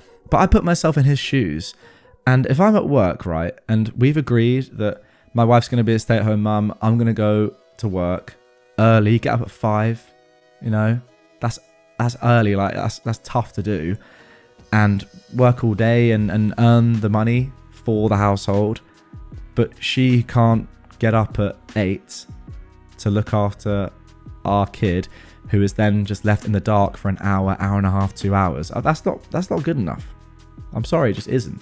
So yeah, I'd be saying, look, why can't you get up? Now, that is my opinion without any other medical context. We have had some medical context, of course, with the B12 stuff and the chronic fatigue and the postpartum depression. That all obviously plays into it. But I think just from like a very blunt human perspective, and this is what we're reading here from OP, he's just saying, it's like, this can't carry on, it's not good enough, and it's not fair on my child, which I think is reasonable. So the next question is, how do we fix this, and how do we get to sort of an agreement or a positive change for everyone? And I think that is probably where OP is going wrong, in that he is not seemingly offering any help to his wife at all, and maybe doesn't actually fully know what's going on with her. It does seem strange, to be fair, that she is in theory going to sleep early and then sleeping for such a long time and is still tired. But then again, I mean, it sounds as if money has been spent on therapy, sleep tests. He's getting her the B12 that she needs. I don't know. Like, until we hear his wife's perspective, I'm on his side. Simple as that. Anyway, let's now get in to the next part of the episode. And this is where it gets really interesting, because we get to hear exactly what is going on from OP's wife's perspective. Now, as I mentioned in the intro, the next part of this entire episode is going to be the wife's perspective. So what happened is she found a TikTok quite similar to this, of a TikTok user narrating her husband's post, which was originally posted on, r/amithejerk, and the comments and stuff as well. And she then messaged that TikToker giving her side of the story. She said, "Hi, I saw your TikTok a few days ago about the Am I the Jerk for calling every morning. I am the wife of the poster. I saw a lot of comments saying, I want to hear his wife's side, or I bet he didn't tell his wife. Well, I'm reaching out to you to tell you my side. I do not mind you posting about this on TikTok, but I'd like to remain anonymous. I'm going to try to explain a little bit more about my health issues. So I do see a psychiatrist once a month. When I first went, I was diagnosed with the following: anxiety, bipolar, manic depression, insomnia, ADHD, and a few others I can't remember. They're not important anyway. So I'm currently taking a medication now that does usually treat ADHD and narcolepsy. I actually just went and saw the psychiatrist, a new one, yesterday, and she told me I don't have ADHD, I have ADD. I do not have narcolepsy. I'm not sure how anyone thought I did, considering he said I'm on a medication that is usually used to treat those things. So the tiredness. He states that the issue is that I sit on the couch on my phone all day long. Now, I am on my phone on social media a lot during the day. However, it's not all day, as I do have to take care of our son. So I play with him most of the day. I do the dishes, I fix his lunch, and then I lay him down for his nap, and I go to the room and have me time on social media or watch Netflix for 2 to 3 hours while my son sleeps. I don't get a whole lot of sleep at night because of the insomnia, and I don't nap during the day anymore. We usually lay our son down at like 8, like he said, and he's usually asleep within 15 minutes, and we'll both come to the room. However, he will watch YouTube, and I'll watch Netflix or get on social media once again. This will go on until roughly 10 to 10:30, depending on how tired my husband is. Eventually, after 1 to 2 hours, I get tired of just laying there, and I go to the living room and get back on my phone. Between 12 and 1, I go back to the room, and I lay there for another 1 to 2 hours before I finally fall asleep. My husband will wake me at around 5 to give me a kiss before he gets out of bed and starts getting ready for work. This is the time I get the best sleep. I guess because he's not in the bed. I don't wake up in the mornings because when my son wakes up, he lays there talking to himself, and it isn't loud enough for me to hear until he starts getting excited about certain words or making certain sounds. I know this because he does this every time he wakes up from a nap. Once I hear him, I do get up. I use the bathroom, I go to the kitchen, I make his breakfast and his drink and get his high chair ready, and then I go and get him. This takes maybe 15 minutes. A lot of people were saying that our son is neglected, and he's most definitely not, in any way. Some were saying that he's learned that crying didn't get him anywhere. Anytime he cries, I go to him, no matter what. Our son is always a happy baby unless he is sick. As for the way my husband writes and talks, that's just him. He's always like that. He posted it because he wanted to know if he was in the wrong for calling me and waking me up and telling me that I needed to get him as soon as I finished using the bathroom, or if he should have just left me alone. When he posted it, he didn't think that it was going to blow up like it did, but boy was he wrong. The only time he gets on the camera is in the mornings, anywhere between 8 and 10 a.m. It just depends on how busy he is at work and finally has a minute to get on it. I am the sole caregiver for our child, which was mutual. I actually brought it up first. It is very stressful and lonely at times. But I don't need help, as he is our child and my responsibility to care for while my husband is at work. Adult interaction? Yes. My husband does love me very much, even though a lot of people think he doesn't. He is the reason that I finally went and got my blood work done, because he kept telling me I needed to go find out what was wrong with me and why I'm so tired all the time. I didn't want to go because I was scared something could be terribly wrong. Thankfully, it wasn't, just semi-low B12. He did get me the medicine my doctor suggested I take, but as he said, I forget to take it. I forget things very easily. I also need to have that checked, but I don't want to, as I'm scared something could be wrong. As for his controlling and micromanaging, I do not think he's either of those things. However, the way he says some things to me or approaches things does seem like he is, but I can assure you he isn't. I love my husband very much. As for all the comments saying she's a trash mum, she's neglectful, she's abusive, she's disgusting, she is a lazy C-word, and all the other many horrible comments towards me, they were extremely hurtful. Again, I'll say, I'm not neglectful. My son is well fed, bathed, happy, and extremely smart for him to be almost 2 and have been born 2 months early. He's very well taken care of. I'm most definitely not abusive. I would never hurt my child in any way. I love my son with everything in me. He's literally my whole world, and I would do anything for him. The only bad thing that I was doing was sleeping longer than I should have and making him wait an extra 15 to 20 minutes on a diaper change because I didn't want him running around, climbing on everything while I was trying quickly to get his breakfast ready. But seeing how many people say that I was a trash mum for that, I've now been setting a few alarms and getting up and going straight to him to change him and then taking him with me to fix his breakfast. I just want to say thank you for not bashing me like everyone else. Also, I just want to add, when he mentioned I usually have to call 3 or 4 times, I hear my phone ringing, but I know it's him, so I ignore it as I'm getting up. I'm so sorry that this is long, and I know you're getting tired of hearing about this post, but I just wanted to hopefully clear up a few things and kind of share my side. I'm not sure if I did too good of a job though. Also, sorry it's a few days after everything, I couldn't decide if I actually wanted to respond to everything or not.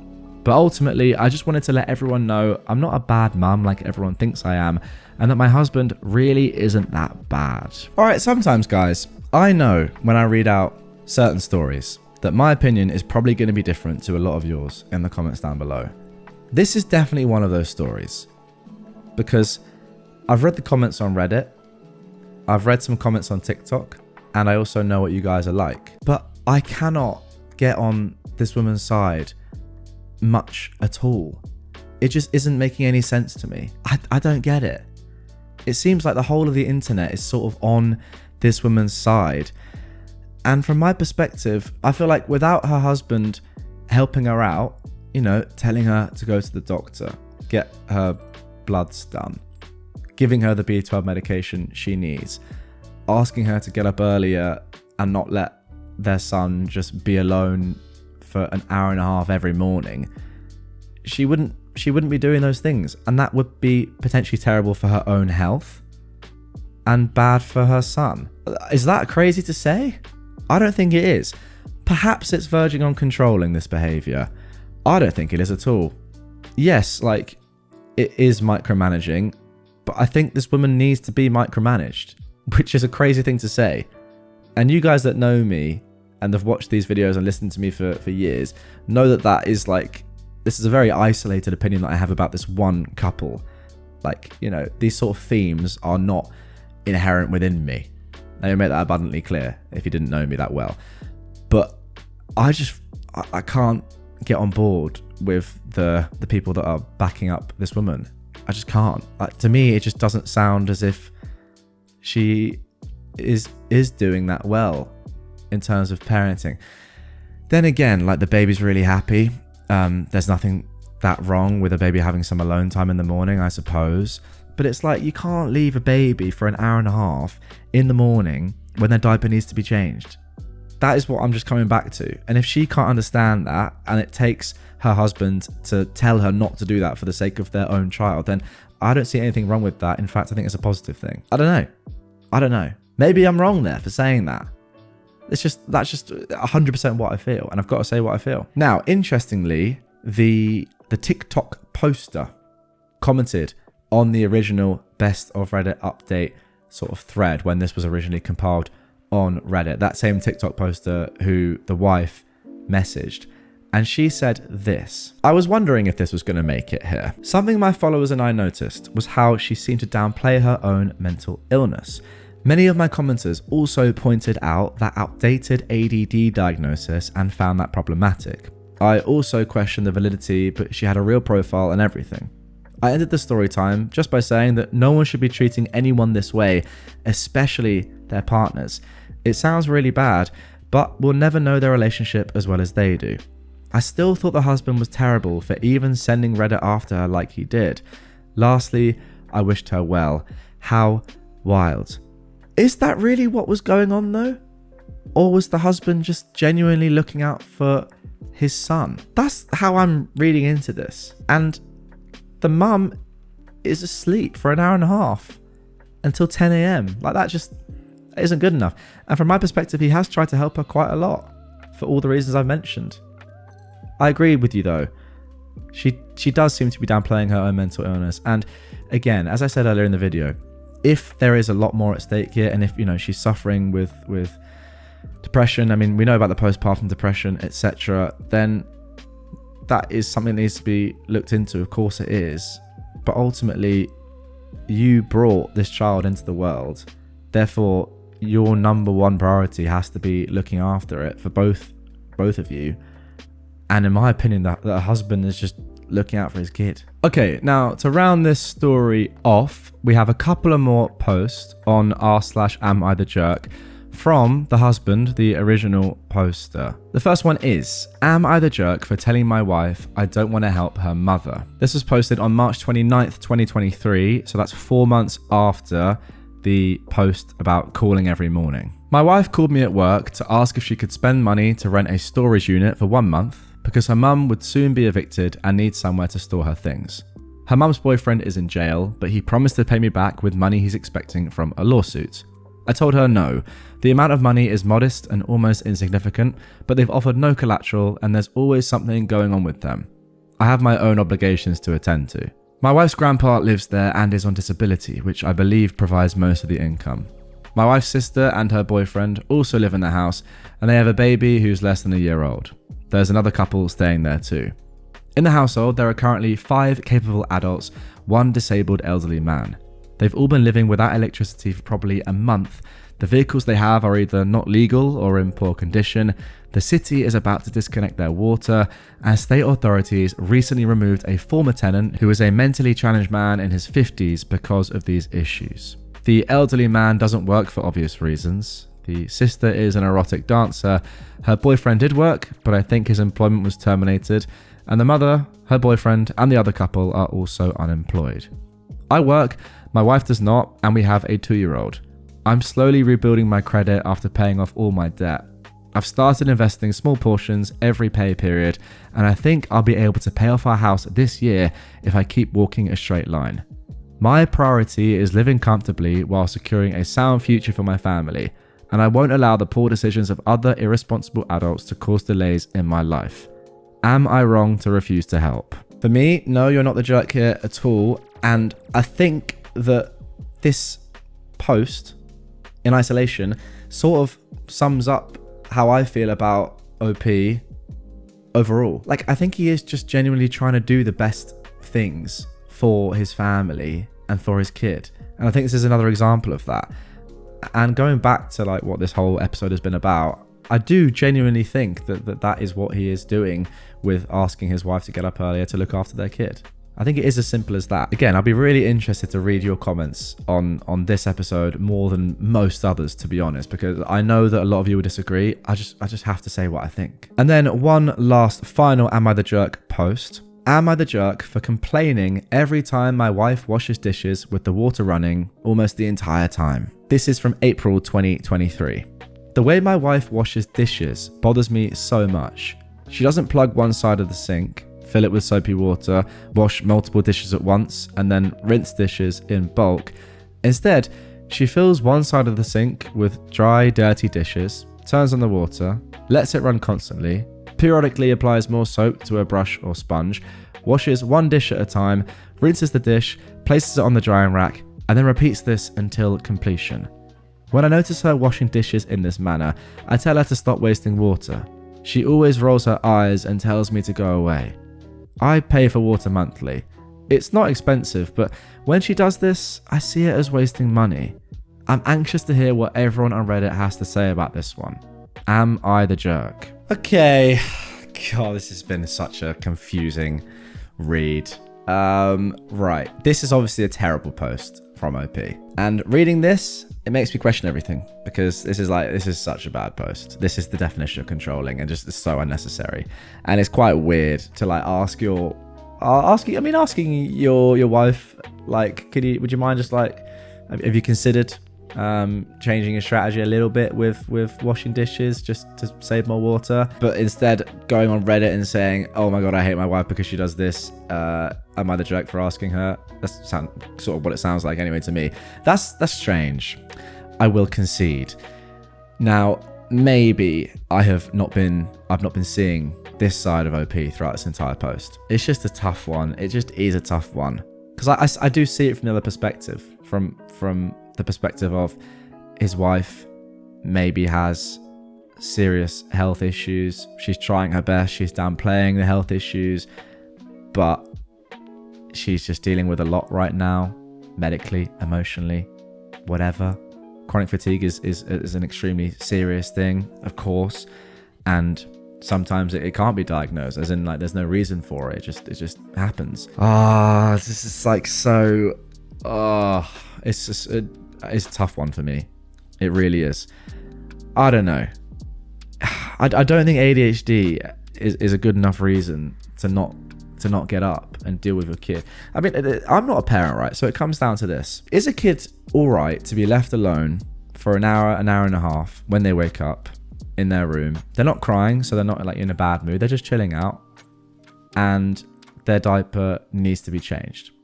You help me answer that question, because I'm not a parent, so I don't know. To me, that sounds like terrible parenting. Even them being left alone for an hour and a half in the dark when they're awake. Like, that doesn't sound like good parenting to me at all. And again, I'm not a parent. I don't know these things. So let me know. To me, if I was like, if I became a father tomorrow, I would want to be awake when my kid wakes up and like spend their morning with them, get them out of their dark room into the light, play with them. If I'm making them breakfast or whatever, or cleaning up or doing something, they'd be there with me. I get it, like alone time's not a bad thing, but not for an hour and a half every day. And also I change their diaper. I think that's a fair comment. This is such a tough one for me, because I know I can already read the comments on this video and on the podcast, and I know that you guys are going to be saying you have so much to learn. How you're not seeing this from her perspective. I'm just being honest. The guy's trying to help out his family.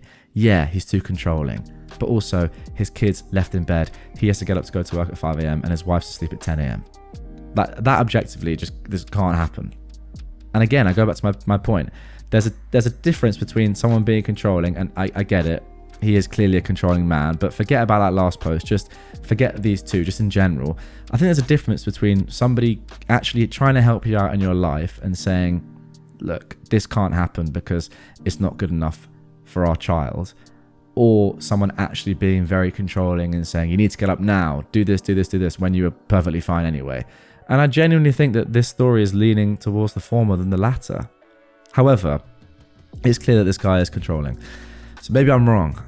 It's just like, I can't sit here and honestly say to you guys listening and watching this that the wife is 100% in the right, because I don't believe she is. And I get it, she's probably going through loads, but the guy's got to go to work at he's got to get up at 5. That's got to count for something. I don't know. It's just tough. It's a tough one for me. One thing I will say, which is pretty ridiculous from the guy's point of view, is that he gets up at 5 and gives her a kiss every morning that wakes her up, knowing that she has chronic fatigue and that she needs more sleep. That is insane. Like, I think you'd want to come to some sort of situation where either you sleep in separate rooms so that she can really like nail her sleep when she does fall asleep. Like, the point is, I don't think she is getting the full help from her husband that she deserves. But I do also think that she should be helping herself more in general. Like, it doesn't matter how tired you are. For me, you have to get up when your kid is up. Like, if you have 2 hours sleep, it doesn't matter. You just have to. Like, you have to change your kid's diaper when it needs changing. That is just neglect if you don't do that. A lot of people in the comments are saying ADHD, ADD, it sort of counts for this sort of stuff. Yeah, it does, but also then get your medication, which you've had, which will improve things. And then a massive thing with ADHD is that you still have to be able to help yourself. Like ADHD medication doesn't just fix things. It really helps you a lot, but you have to put the work in yourself to get the benefit and to understand the things that you need to work on. For example, I mean, I've suffered not suffered, it's been a choice, but like my sleep has been awful my entire life in terms of when I go to sleep. Like, for years, I would go to sleep at 4, 5, 6 a.m., get up super late. That is something that I sort of let happen. And, you know, I mean, I'm taking ADHD medication at the moment. I do have ADHD, but being diagnosed with ADHD and then taking ADHD medication doesn't immediately fix my sleeping pattern. It helps in lots of other regards and I get stuff done like quicker and better, but I still have to be the one when it comes to the evening that says, okay, I'm not going to go on my phone anymore. I'm going to keep a reasonable sleeping pattern, etc. Medication doesn't just fix that. So I don't know. I'm going to end this by being honest and saying I still am on slightly, very slightly, because I do think he's a controlling man and I don't like that aspect, but I am still on the husband's side if the main point from his perspective is for the benefit of his family and his son. Gonna leave it there. Do you know who I am? And you're fired until they realize their terrible mistake. Firstly, this didn't happen to me. I was with the person when they received a phone call about this issue. Then he explained it all to me. He's not on Reddit, so I'm sharing it. It is priceless. All names have been changed to protect personal and company identities. Let's start with explaining what listed buildings means. This is important to the story. In the UK, there is a system for preserving ancient and important buildings. If a building has historical importance, it is known as a listed building, and the rules about how it's developed, maintained, and improved are very strict. I need to be vague about the work involved, otherwise it's too easy to identify the parties involved. So, my friend David is skilled in a very niche area of construction. He repairs and renovates buildings using a very old construction method that hasn't been common for several centuries. All his work is on conservation projects and listed buildings. Work was required on a Grade 1 listed property. The overall building work was being done by the main contractor, ACC Limited. One part of the work is very specialised. The contractor's managers didn't know anyone who did it, so the architect gave them a list of qualified people. The contractors chose my friend because he had the earliest availability. 5 days into the work, the owner of ACC Limited, the main contractor company, arrived on site. He was throwing his weight around and being a noisy gob. David's words. That is how he will be referred to for the duration of this story. David was just doing his job and he ignored him. Noisy Gob told one of his carpenters to get him a coffee. The carpenter disappeared. Noisy Gob continued wondering and gobbing off about delays costing him a fortune. 15 minutes after the carpenter had disappeared, the Noisy Gob asked my friend a question. "Where is that frickin' chippy with my coffee?" A chippy is a carpenter. David replied, "I don't know." "Well, go and find out. I'm only here for this job," pointing to the walls. I don't work for ACC Limited. I don't give an F whether you're an employer or a subcontractor. You still work for me. Now go and find my freaking coffee. Firstly, David replied, I don't appreciate being talked to like that. And secondly, my contract with you is to do these walls, nothing more. I'm definitely not a gopher. Oh, you don't appreciate being talked to like that, do you? Well, which subcontractor do you work for? None. I'm self-employed. It's just me. A freaking day labourer? And you've got the nerve to talk like that? Do you know who I am? Yep. Well, you're freaking fired. Get off the freaking site now. Okay, well, put it in writing, David said. Oh, F off. Just get off the freaking site. David then pulled his phone out and started recording. Okay, I'll go. I just want proof you told me to go. Noisy Gob grabbed David's hand holding the phone and screamed into the phone. Get off the site, you freaking idiot. You're fired. If you're still here in 10 freaking minutes, I'll have you freaking thrown out. Cool. No problem, Dave said. He picked up all his kit and walked away. As he was leaving, the contractor's site manager passed him, ironically with a coffee for the boss, and with a smile said, You leaving early, Dave? Freaking part-timers. No, your boss just fired me. Our contract is ended. Sorry, mate, David replied. Wait, no. Let me sort this out. Wait, please wait, the site manager replied. But David left. The site manager was losing his mind because he knew something that Noisy Gob didn't. Only 7 people in the UK are qualified to do this work. They all have a waiting list, and David had been the only one available. By the time David was home, he had 12 missed calls. That was Thursday. 2 working days missed so far. He said he'll go back, but only if he gets paid for the extra days and has a genuine apology in person from the boss. I met my friend when he was getting a call from the site manager saying the boss apologizes but is out of the country, so can't apologize face to face. David also told me he phoned the other specialists to warn them, but they'd all been phoned on Friday, begging them to do the job. Nobody took the work. They're all booked solid. David also phoned the architect to warn him. Situations like this, some unscrupulous contractors try to bodge the job and fake the work. David is going to stick to his guns. Pay for all missed days, plus a face-to-face apology. He's sure he'll get it. I've said I'll pay anything to watch the face-to-face apology. Okay, let's get into the first of 10 updates to this story. Remember, 10 updates. They're not all going to be in this episode, but make sure you stay tuned. Subscribe to the channel so you don't miss the future episodes where we go through all 10 updates. The site manager phoned to say he was told by Noisy Gob to threaten legal action if David doesn't finish the job. The site manager was very embarrassed and apologetic. David reminded him he didn't leave and has proof that he was fired. The site manager phoned again to say Noisy Gob will apologize face-to-face on Friday. Can David start tomorrow? David said no. Following the threat of legal action, the conditions are different. 1. Face-to-face apology before work restarts. 2. Added pay for wasted days. 3. Payment of full contract value up front before the work starts. And 4. This all must happen by Thursday. That is the last day he can start and still expect to finish before his next booking. If he also works the weekends, he has just enough time. I asked him, why isn't he charging a huge extra amount for the guy being such an idiot? But he said it doesn't really look good if you take advantage of companies when they're under time pressure. It's not the done thing. It seems that one of my friends is an 18th century gentleman. Now, a slight correction here. I misunderstood David when he said only 7 others do the work. He actually meant only 7 other businesses apart from his.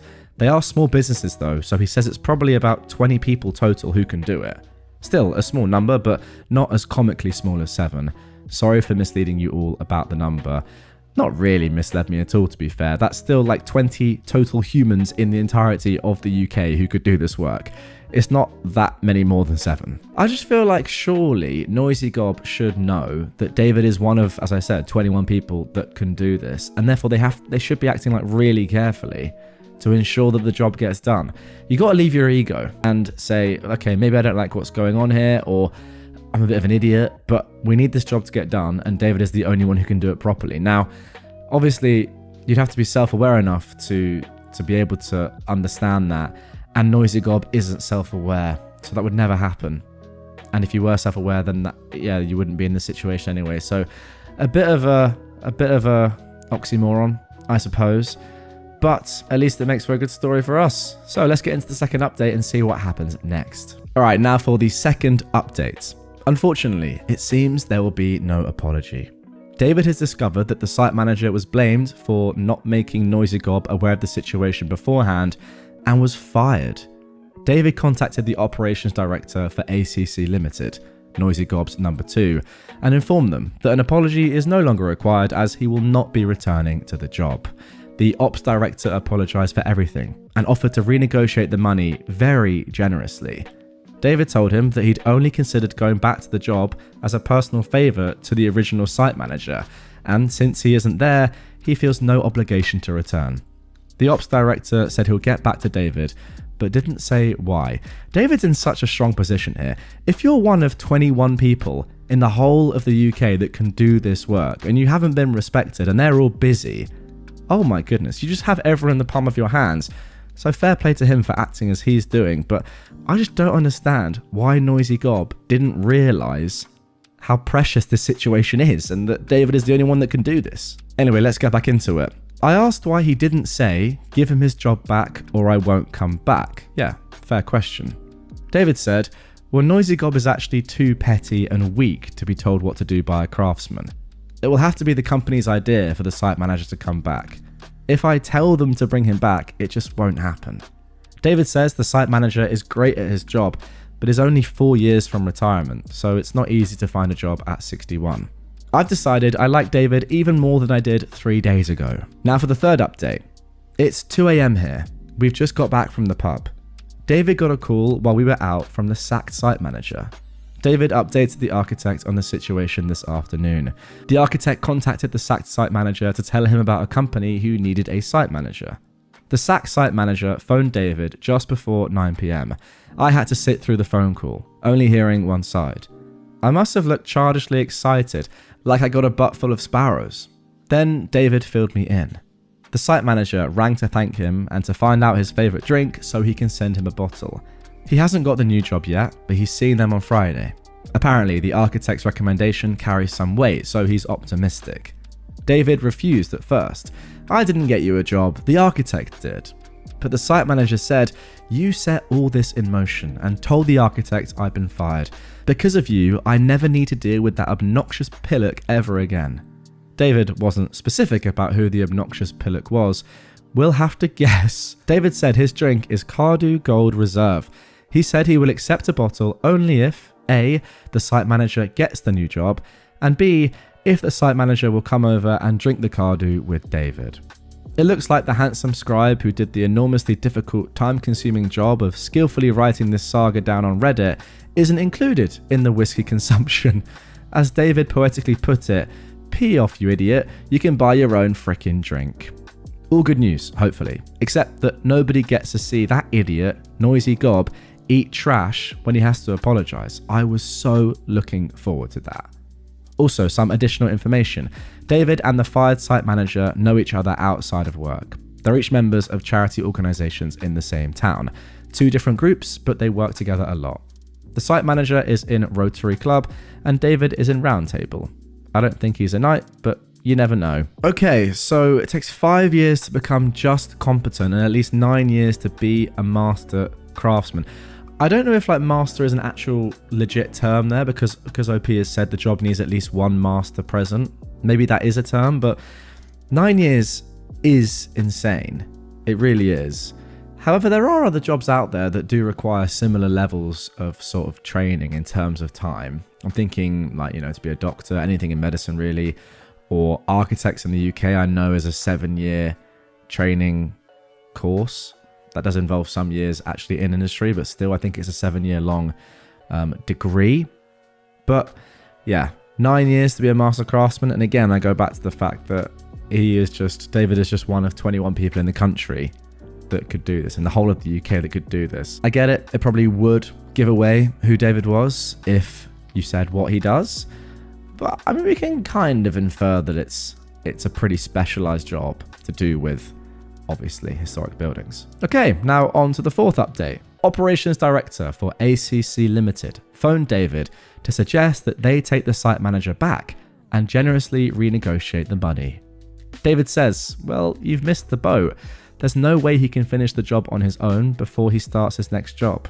There's an absolute minimum of 11 days work left if everything goes without a hitch. David's next job starts 4th of November. Only 10 days left if he works both weekends. It's too late. I wish I could be a fly on the wall when Noisy Gob is told. Now, many of you are asking what David does. Unfortunately, if I said what it was, it is so identifying that I might as well give you his real name and his address. Sorry. The reason there are very few of these people is that it takes 5 years to become just competent and at least 9 years to be a master craftsman. The jobs need at least one master present when the work is done. Okay, now for update 5. Bad news. The fired site manager didn't get the other job. He met the new company, but they're not taking him on. The reasons aren't clear. David is meeting him on Sunday to discuss it. I can tell that David feels like trash about it, even though it's not his fault. The site manager says he's going to take action for unfair dismissal. I thought this was going to be a win-win-win, but I suppose life isn't like that. Update 6. News about the sacked site manager. The situation isn't as bad as we first thought. I think we misunderstood what happened on Friday. David talked to him yesterday. The company he saw on Friday are not employing him in the normal way. That part was correct, but they have offered him a fixed-term contract for 18 months on a distribution center build. It's not perfect, but on the bright side, it's slightly better paid than ACC. It's only 18 months, but that's better than nothing. There's also the chance that the new company might extend the contract if another project comes in. Update 7. David has heard they're getting a Bulgarian to come over to do the job. David was grinning when he told me. He thinks he knows what will happen. There's a similar but different technique that was used on some 19th century buildings in Sofia. David thinks that the guy will use that technique. It looks similar, but two very important materials are different. David's decided to wait. He plans to let the Bulgarian finish the job and get paid. Then, David is going to suggest to the planning department and the client that they check the two components. Unless the Bulgarian knows the 17th century English method, he will have used the wrong materials. It would mean ripping it out and starting again. They are incredibly strict with this type of work. I shouldn't want this so much, but I really hope this happens. I am a petty man. Remember, this is a listed building, and as someone who lives in the UK, I'm from London, I know the regulations around these sort of things are extremely strict. Stuff has to be done to the letter. Now, many people are asking, when will David know if the Bulgarian has done the job right? David might know fairly soon, since there are very few suppliers of one of the materials. If the Bulgarian contacts them, David will be told. In David's words, it's a tiny incestuous part of the industry and they gossip like old women. Correction, we all gossip like old women. If he doesn't go there, David is leaving it alone until he's told that the work is finished and the Bulgarian is paid. He doesn't want to put the guy's money at risk. In David's words, I don't want the Bulgarian to drag his butt over here and go home empty-handed just because I can't wait to drop silly balls in the trash. The man's got a living to earn. Oh wait. And just in case of confusion, Silly Balls is the same person as Noisy Gob. It should take the Bulgarian about 3 weeks to finish the job unless he works weekends. David knows plenty of people on site and a few at ACC head office, so he will know when the job is finished. So, I've got to sit on my hands for 3 to 4 weeks and pretend that I'm not an excited 7-year-old girl peeing her pants about Christmas coming. Update 8. David has been told that the Bulgarian got straight to it and started work. He's had materials delivered, but from an ordinary building supplier. The stuff he needs to do the job properly is too bulky for him to bring with him, even if they sell it in Bulgaria. He hasn't ordered it from the UK supplier. There are 3, but only one has enough for this job because they got it in for David. So unless it's coming by road and ferry, he's not using the right materials. David wouldn't allow it to go unreported, even if he wasn't annoyed about Noisy Gob. He's got a genuine passion for looking after all these buildings that he works on, and he's a purist when it comes to historical accuracy. So, now I have to hold my water for 3 to 4 weeks. David says that if he's using more modern materials, he might finish sooner. 3 weeks is the time it takes if you stay in the 17th century. I've turned into a bit of a weirdo about this job. When I phoned David earlier on a pretext, he realised I was after info again, and he said, F me, do you want me to fit a body cam so you can see and hear everything as it happens? Well, if it's not too much trouble and you can link me into your phone calls, that'd be nice, I said. David, after laughing, added, "You freaking idiot. Is it okay if I cover the lens when I'm pooing and having sex with my wife?" Well, personally, I don't do those two things at the same time, but whatever floats your boat, David. You're telling me to do them separately? When are you having sex with my wife? Oh, well, right after she's cleaned all the trash off the sheets from doing you. Some of us are fussy. Oh, pee off. You're an uptight clean freak, David says. Then he hangs up. Wow, what a phone call. No goodbye, no see you soon. English manners aren't what they used to be. I know it doesn't look like it, but honestly, I do have a life. I promise. That last little, interaction between David and OP, that's like the most British interaction ever. Like, you hit your mate with a little jab. They come back a little bit stronger. You go back a little bit stronger. All joking, of course, but it can get quite dark, which I find extremely funny. I mean, like, the last few lines there are great, and it's exactly how I would talk to my mates. It may not be like an American thing, but in the UK, between good friends, that conversation and the style of it is extremely common, and I love it. Okay then, here is update 9. Lots of news. The Bulgarian finished the job and went home 2 weeks ago. According to the people who met him, Stefan, the Bulgarian, was a good guy and a very hard worker. He did 12-hour days and weekends so he could cut the cost of staying in the UK. Based on what he learned about Stefan, David is happy that he waited until Stefan got paid before he reported the work. David was already fairly sure that Stefan was not doing the job correctly. He checked the 3 firms who are the only UK suppliers of the most obscure material involved in the job, and none said they'd had an order for the site. Of course, it was possible that Stefan imported, but nobody on site had seen an overseas material order. So, as planned, David contacted the local authority planning department, the client and the architect, and an organisation called Historic England. He explained his concerns and the easiest, least intrusive way of testing. Then, he waited for them to look into it. It only took a couple of days, but I can honestly say that I've never been so anxious or felt so invested in something that is none of my peeing business. First report came from the architect. Wrong method used. Wrong method using the wrong materials. He'd used a 19th century Bulgarian technique, not the 17th century English that is demanded. The architect was enormously annoyed. David said he's never heard the architect use bad language before, but this phone call was blue. Apparently, Noisy Gob is called, quote, "that ignorant freaking D-womble" by the architect. David asked me what a D-womble is. I had no idea. Suggestions welcome, and as you can imagine, guys, I am censoring that. I think we all know what that means. The architect said he was going to contact the local authority because he doesn't want them to think this is anything to do with him. Most of the rest came to David second or third hand. He knows some of the staff from ACC. I asked if it was difficult to get them to tell him anything. He said they can't pick up the phone fast enough. The local authority planning officers visited the site and inspected the work. They told the contractor that the work was entirely wrong and must be cleared and done properly. Then it got interesting. The inspectors had a look around the site. They found an issue. I can't be specific about this because it would be too easy to identify the buildings involved. The contractor has destroyed part of the building. There was an internal feature that didn't look particularly important, but is part of the roof structure.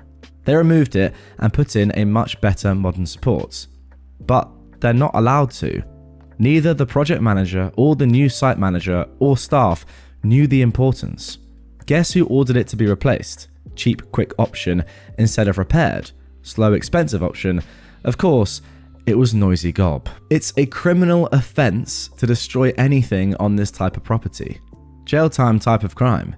Even if they don't go to jail, it's a massive fine. So now everybody in that company is pointing fingers at each other and claiming no responsibility. Noisy Gob has claimed that he didn't give the order to take out the internal parts of the roof structure. The project manager has email evidence that he did. On Tuesday the 19th, the client ordered all of the contractor staff off of the site. They're having everything examined. It's almost certain they're firing the contractor. They've issued instructions for bids from new contractors. They'll also sue the contractor for the cost of repairing and replacing everything they've done wrong. The architect's estimate was £800,000. The local authority planning department wrote to the contractor outlining what they've done wrong and advising them of their plans to inspect and the possibility of prosecution. According to the staff, Noisy Gob disappeared to the lawyers on the day the letter arrived. David had 3 different people from ACC phone him within an hour when the news of the letter circulated around the staff. So now we're waiting for a few things. Number 1, the client's inspection. If that confirms that ACC have damaged the site, then the client has the right to fire the contractor. ACC doesn't get paid, and they have a massive repair bill. 2, local authority inspection by conservation experts. If they've destroyed features in the property, the local authority will prosecute ACC as a company and the person who ordered it. David is very unhappy because the internal structure that's been destroyed can't be replaced. In his words, that wood has been sitting there doing its job for 400 years until that freaking idiot comes into the picture. Then it's gone, and that's it. Never again. He seems genuinely sad. Yeah, I'm not surprised. Like, there's a reason, I'm sure, that he does this job. It's a very particular job, and I think to do well at it, or even to do it at all, you'd have to be very, very passionate about these buildings and how they're built and, yeah, the historic nature behind them. So for something that's been there for, 4 centuries to be destroyed, I'd be gutted too. I'm betting that Noisy Gob is wishing he got his own coffee on that day last month. Oh my goodness me, I almost forgot. That's where this all stemmed from. David just getting annoyed at Noisy Gob. Wow. Okay, now before we get into the final update, update 10 of this story, first of all, a correction and apology from OP. The letter to ACC, not their real name, did not threaten to prosecute actually. It only made them aware of the planning department's intention to send a specialist to inspect the building, and in particular the area affected by the change. Apparently, prosecution, if it happens, takes forever. My sincere apologies for misleading you all. Like everyone else, I was too keen to pick up my pitchfork and believe the worst. A combination of wishful thinking and Chinese whispers meant that by the time the story got to David, it was much more serious and advanced. Now, Noisy Gob might actually be prosecuted, but if it happens, it's more likely to be 6 months than 6 days. That is the second correction since I started. I promise to try and be a little bit more conscientious on future updates. I'm not sure about that. I feel like these are pretty minor corrections, and I wouldn't go out of my way to say I'm sorry, but thank you anyway, I suppose, OP. My fault, not David's, OP continues. David warned me, everything that goes in your ears doesn't have to spill straight out of your mouth. You're too keen to feed the masses. They might think you're farting rainbows right now, but that won't last if you make a pig's ear of the info. And he's right. As usual. As frickin' usual. As annoyingly frickin' usual. And then some requested information. A few people have asked what happened to the original site manager who was fired, but I couldn't answer until tonight. Me, David, the site manager, and 2 others met in the pub. He definitely has the new job, subject to fidelity insurance checks, which he'll pass. He starts on the 9th of February. He got paid off in lieu of notice by ACC. It's standard practice for firing. His contract gave 3 months notice and he was owed 12 holiday vacation days, so they paid him just over 3.5 months pay in one lump. He also gets to keep the car until March. He said, "When he fired me, I was shaking like a pooing dog, but the wife reminded me that I could take my pension early, and how much I hate that company, and especially hate that dodgy pillock.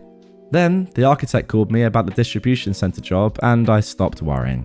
He's got Christmas off and he's starting the new job on a slightly higher salary. The only downside is that the job is only guaranteed for 18 months. There's a strong possibility that the company will keep him after that if they have work, it's just not definite." Initially, he was planning to take Noisy Gob to an industrial tribunal for unfair dismissal.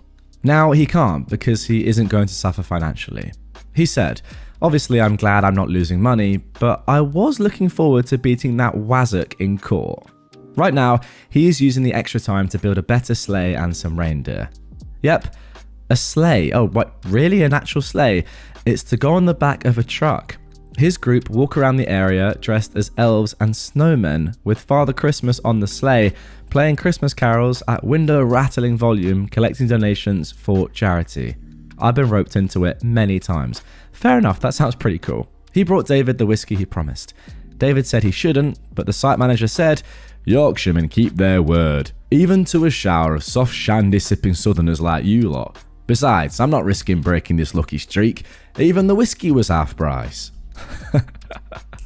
Use that if you want. Both me and David pointed at him simultaneously and said, "A real Yorkshireman? For the unaware, Yorkshire folk have a reputation for two things: very straight talking and being careful with their money. So, after having a go at him for suggesting that I was a southerner, we left the pub and went to site manager's garage so we could drink the whiskey and admire his work on the sleigh.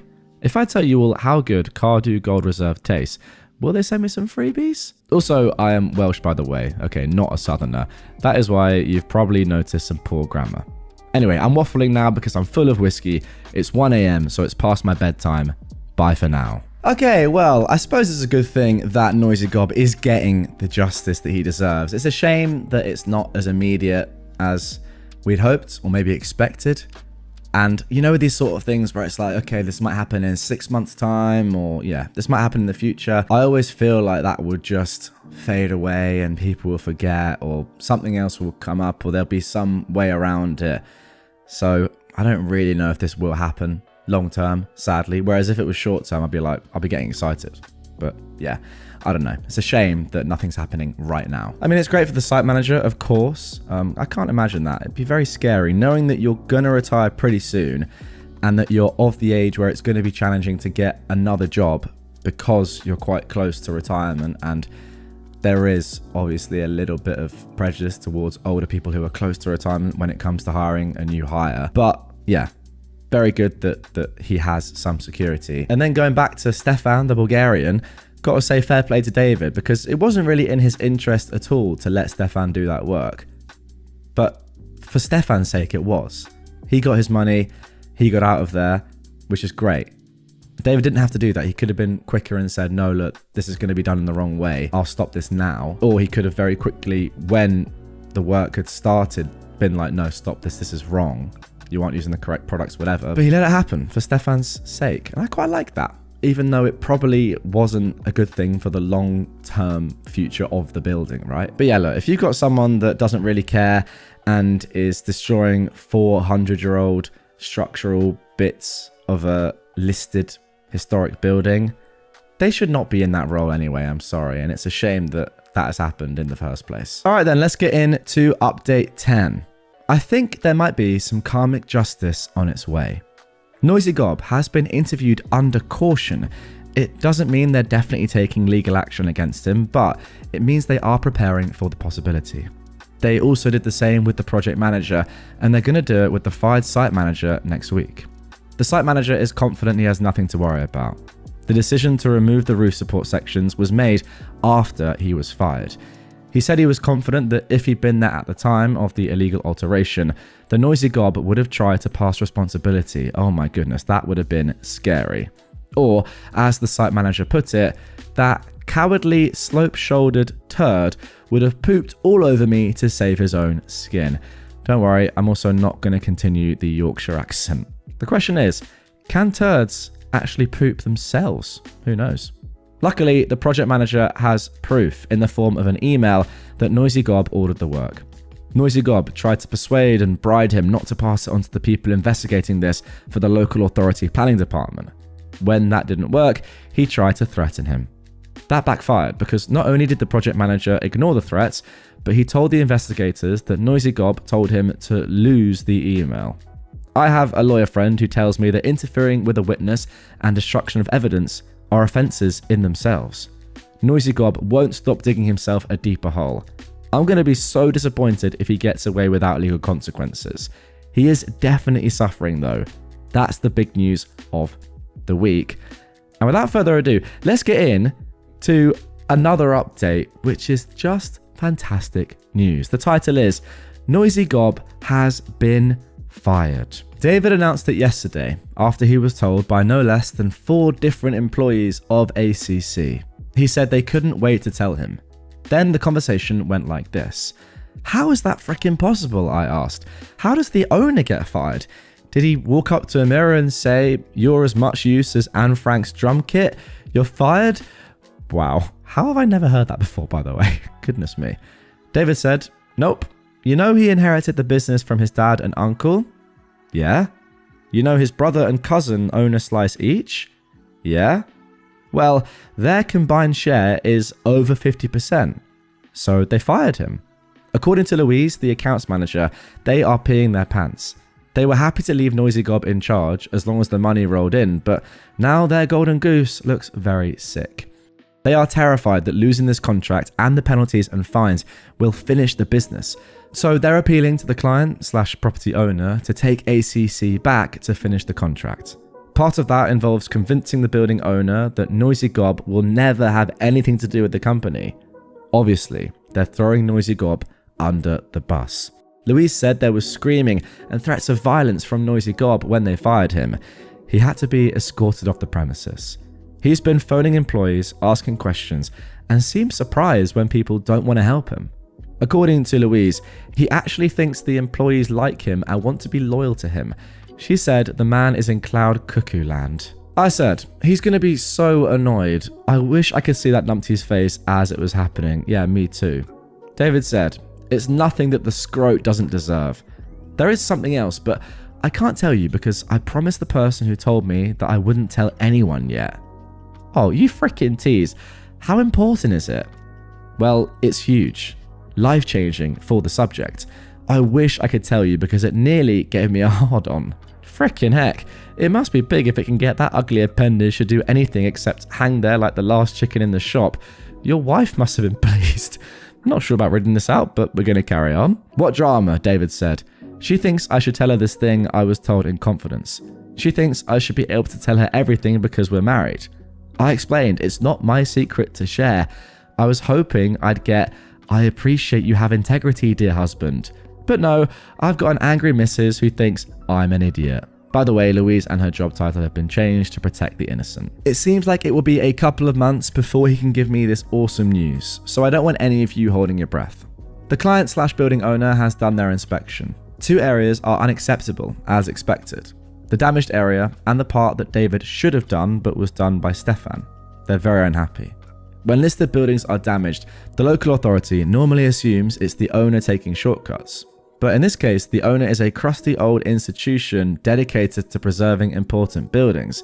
They're not used to being accused of anything shady, so they did not like having to prove they had nothing to do with the damage to the building. David said, it looks like they've written off ACC because they've issued a type of request for tenders to several other contractors who specialize in conservation. He then spilled a lot of jargon I neither understood or remembered. In simple English, they've asked a few companies to quote a price for the job, OP said. Yeah, that's a very simplistic way of describing it, David replied, but I don't have the time or the crayons to explain it to you, so okay, let's say they're asking for prices for the job. Crayons there is mental. You condescending Dumbo. So, I was hoping this story would build up to a crescendo with Noisy Gob suffering something horrible, but it's just sort of fizzled out with a whimper while we wait to see what legal action is going to be taken. Real life is inconveniently slow. At least it is great that Noisy Gob has been fired, and yeah, the owner of a company being fired is brilliant. Didn't even realize his brothers or cousins or whatever were involved. That is great information. Okay, so on the 21st of January 2020, we got this. Hi, this is Mark, OP's wife. The idiot asked me to apologize to the internet for his silence. He was hurt in a car accident on the 7th of January. We're sure he's going to make a full recovery, but he won't be online for a while. I said, it's just Reddit. But he's an obsessive lunatic about not letting people down, so I promised I would add Reddit to the list. So, here I am telling all the people that he doesn't know why he hasn't finished telling them something they're probably not reading anyway. Then, on the 3rd of February, a couple of weeks later, we got this. Hi, Mark's wife again. There were over 200 direct messages. Thank you all for your comments and for wishing him well. I've read them all to him. I'm going to answer the 3 most common questions. Number 1, what happened to Mark? He was stationary in his car in a queue to leave the motorway when a large lorry drove straight into the back of him. His car was crushed between that lorry and the lorry in front of Mark. He has several broken bones. Nose and left orbital and cheekbone, left radius and ulnar, forearm, 4 bones in his left hand, right tibia and fibula, lower leg, 4 ribs, one of which punctured his left lung. There is some damage to the central vision of his left eye, which we hope is temporary. He has some damage to the tendons in his right hand, which need more surgery. Lots of cuts. A total of 112 stitches. He looks like a mess, but there is a chance that he might recover without any permanent damage. If it was me, I wouldn't cope, but he has always been as tough as nails for as long as I've known him.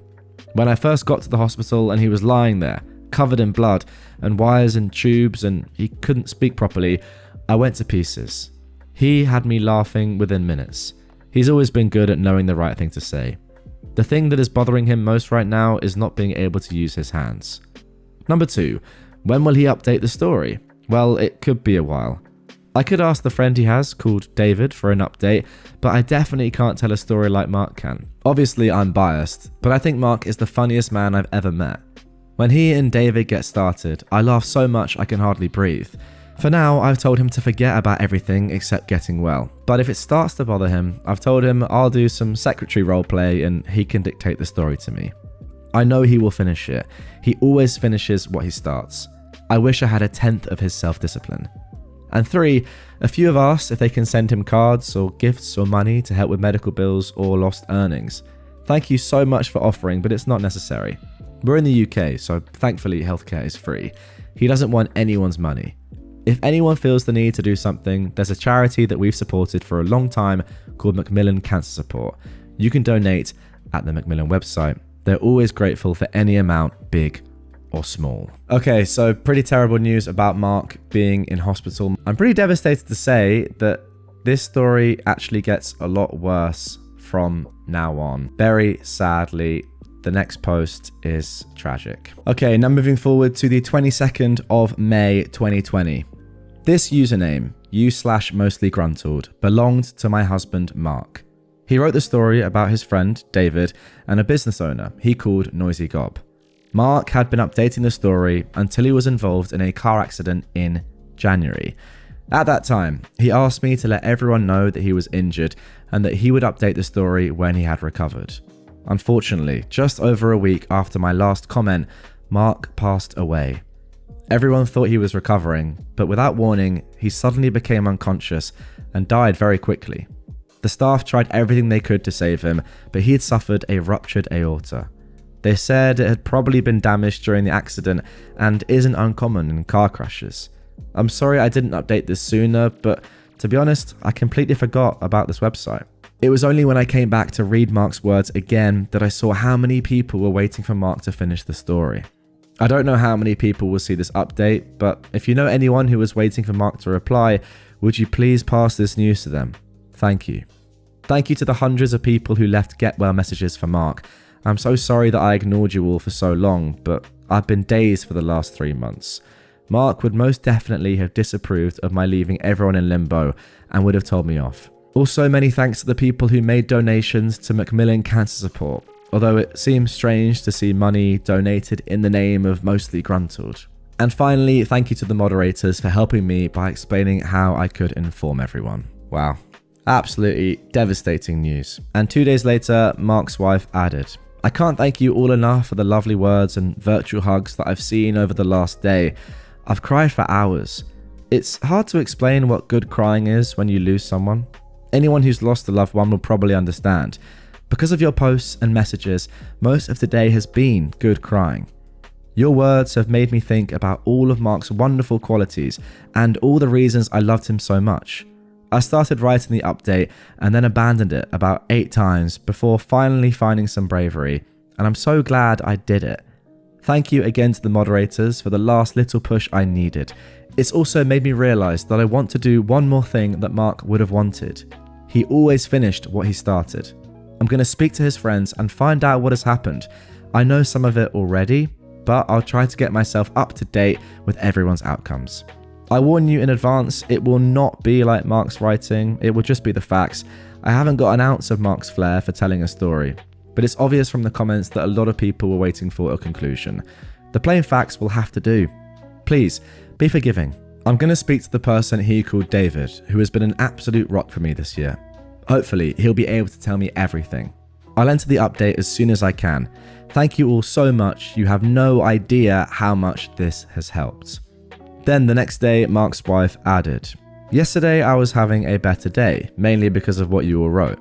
Today, I woke up angry and I can't shake it. Today is a public holiday in England, and I keep thinking about what we'd be doing if Mark was here. He never wasted a holiday. I'm angry because I have lost the best person I've ever known in my life just because some selfish idiot couldn't wait to reply to a text message. I can't get over the stupidity and the unfairness. He'll go to prison, but only for a few years, and nothing will bring my Mark back. Sorry people, I just needed to vent. Please, please, please, don't use your phone when you're driving, and don't tolerate it if you see others doing it. It's just brutal, isn't it? To lose somebody like that, in an accident like that is so easily avoidable. Someone that you would have been with for the rest of your life and who was the most amazing person, like your person, just gone. In a second, really, in one crazy incident just because a lorry driver was looking at their phone. It's insane sometimes how cruel life can be. And I think it's a good reminder, to be fair, for the majority of us, like how quickly this can all be over in literally the blink of an eye. Okay, next update came on the 3rd of June 2020. I would like to mention two things. Firstly, may I thank everyone who has made a comment. The beautiful things you have all said about Mark have lifted my spirits. I didn't imagine they would, which is why it took so long to inform you that Mark had passed away, but you did help. Even when what you said was so touching that I broke down, which I have done dozens of times reading the wonderful words. Secondly, may I apologise for not yet responding to every comment. On some days, I feel I could talk about Mark all day. On others, I can't even think about him without going to pieces. If I've not responded to your individual comment, it's not that I haven't read it, I've read all of them. It's just that I've been in a bad place some of the time and I can't reply.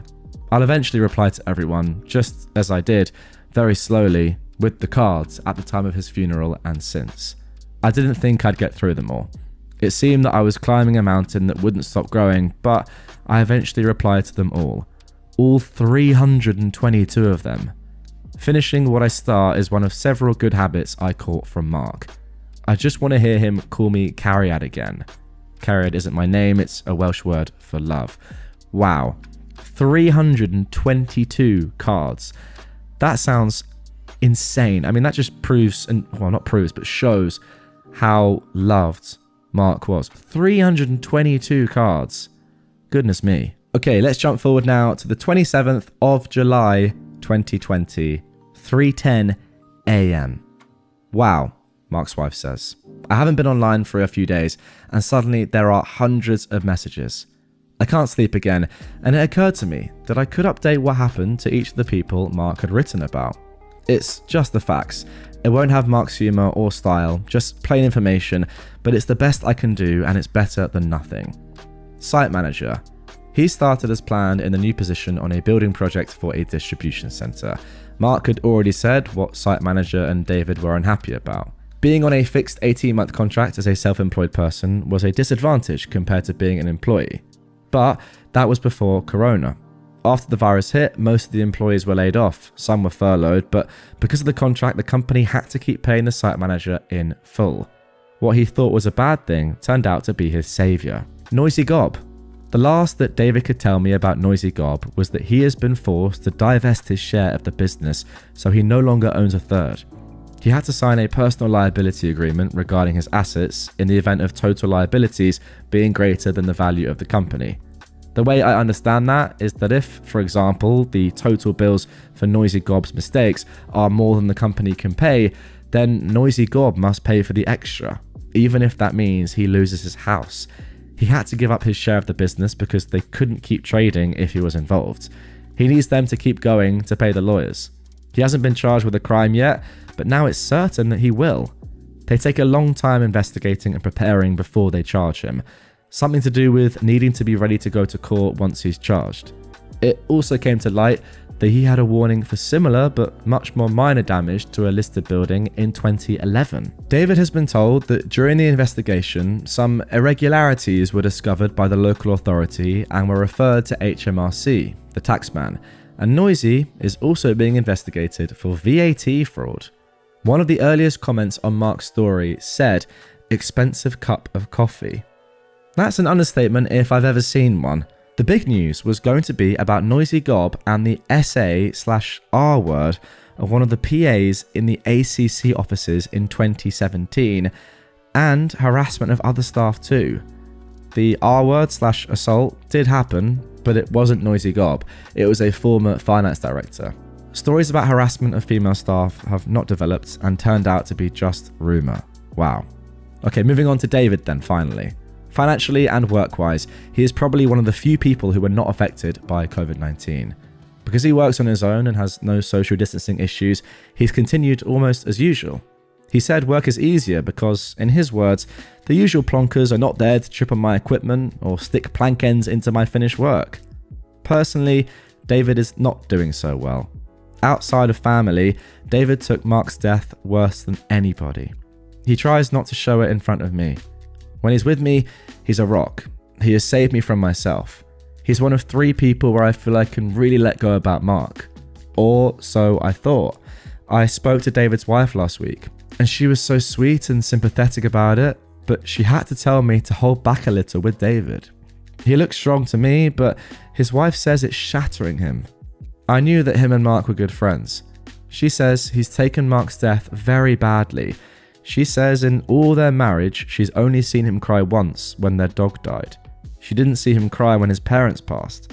She says he seems lost now and he's cried quite a few times. The worst thing to hear is that the time he cries is after he's been to see me. I feel terrible. It's obvious that he was grieving, but I didn't know I was putting so much on him. I'm going to be more careful and stop using him to vent all my pain. I wish she'd spoken sooner.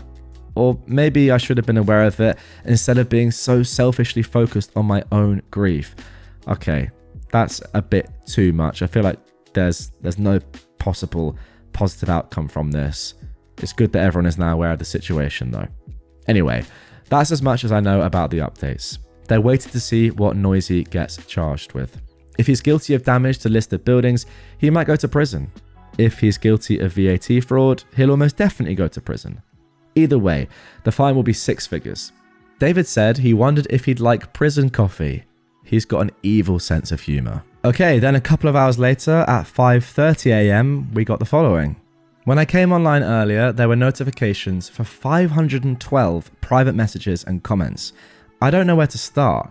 If you've written, please don't think I'm ungrateful because I haven't replied. At 3:10 AM, I felt able to write, so I did the update. Right now, I don't think I can do it. I've been looking at the video of our wedding. I thought it would make me feel better, but I feel like I've been knocked over by a bus. Mark's speech has crushed me. He talked about when we met and when he went back to the house he shared with other Royal Marines. One of them asked Mark, "What's the joke?" Then again, "You're grinning about something. Come on, what's so funny?" Mark said he couldn't and wouldn't explain it to them. He just couldn't stop smiling every time he thought about our date. He said he felt like that every time he thought about me. On our wedding day, it made me smile and brought a tear to my eyes, but this morning it broke me. I don't think the pain is getting easier. I think it's getting worse. I can't stand it. I feel it all through me and I can't stop it.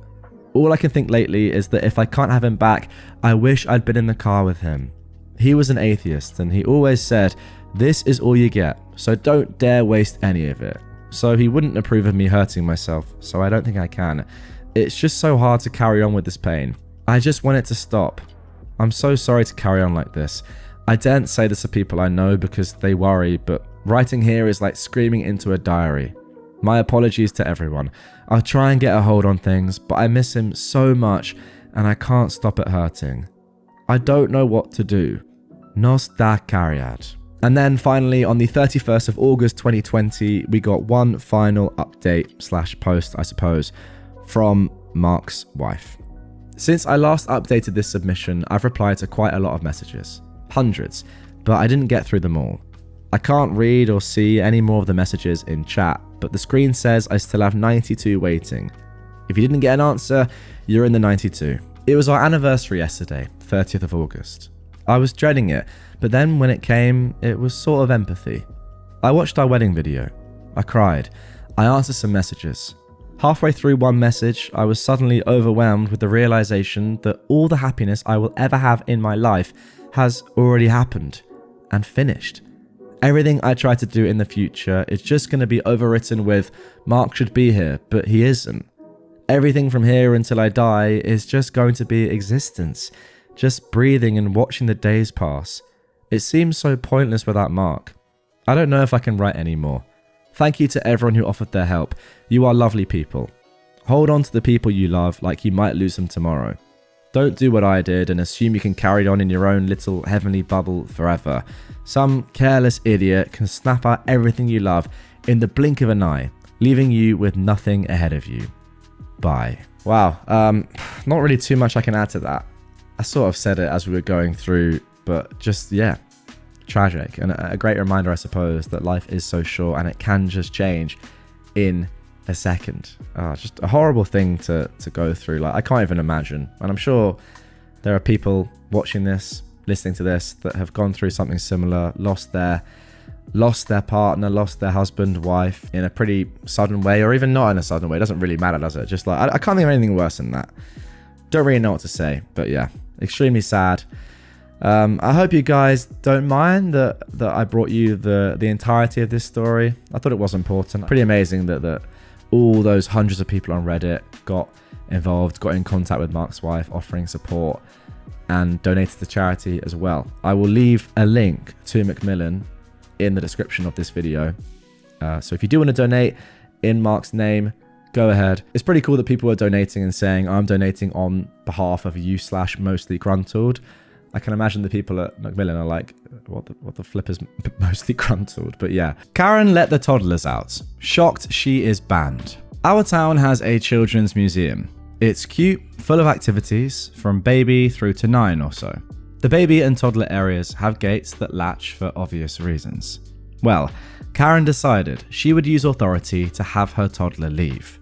So she opens the toddler gate and tells her child it's time to leave, now. Well, her kid doesn't move and clearly wants to stay and play.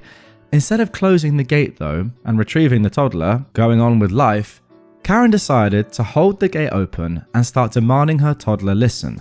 So, of course, other toddlers book it out, and Karen continues to hold the gate open and does nothing to prevent this and just keeps yelling at her kid. Instant chaos as parents and a grandparent scramble out to catch the escaped tots. Toddlers are running to open elevators, to balconies, into the manager's office, and my child was booking it towards the stairs.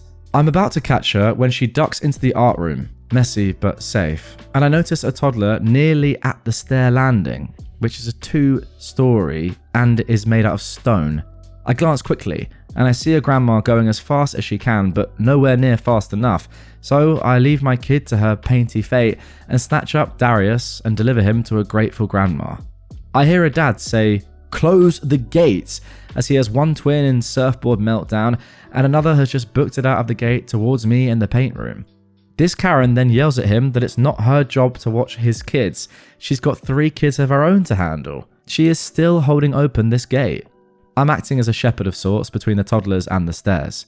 Paint is everywhere, with unsupervised tots not wearing their paint-proof smocks going hog wild. Apparently my daughter's favourite colour is yellow. With this sudden chaos, a manager came to see what was happening, and 2 dads point to Karen, who finally picked up her child and shut the gate. Karen then tells the manager how she felt unsafe because the dad who yelled closed the gate, and she demands action. By then I head over, my yellow gremlin in arms, as all the tots are corralled and me and grandma back up the dads and say how irresponsible her behaviour was. Karen then launches into a tirade about how it's not her job to watch all of our children. The manager tells her she is banned and she starts screaming, so security gather her and her 3 kids and march them out. I feel bad for her children, but honestly, girl, how entitled do you have to be? A simple, "I'm sorry I froze when the kids ran out, I wasn't thinking straight," literally anything, but she wanted to act like she was a victim of unsafe after releasing half a dozen toddlers into dangerous situations. Now, an edit to add.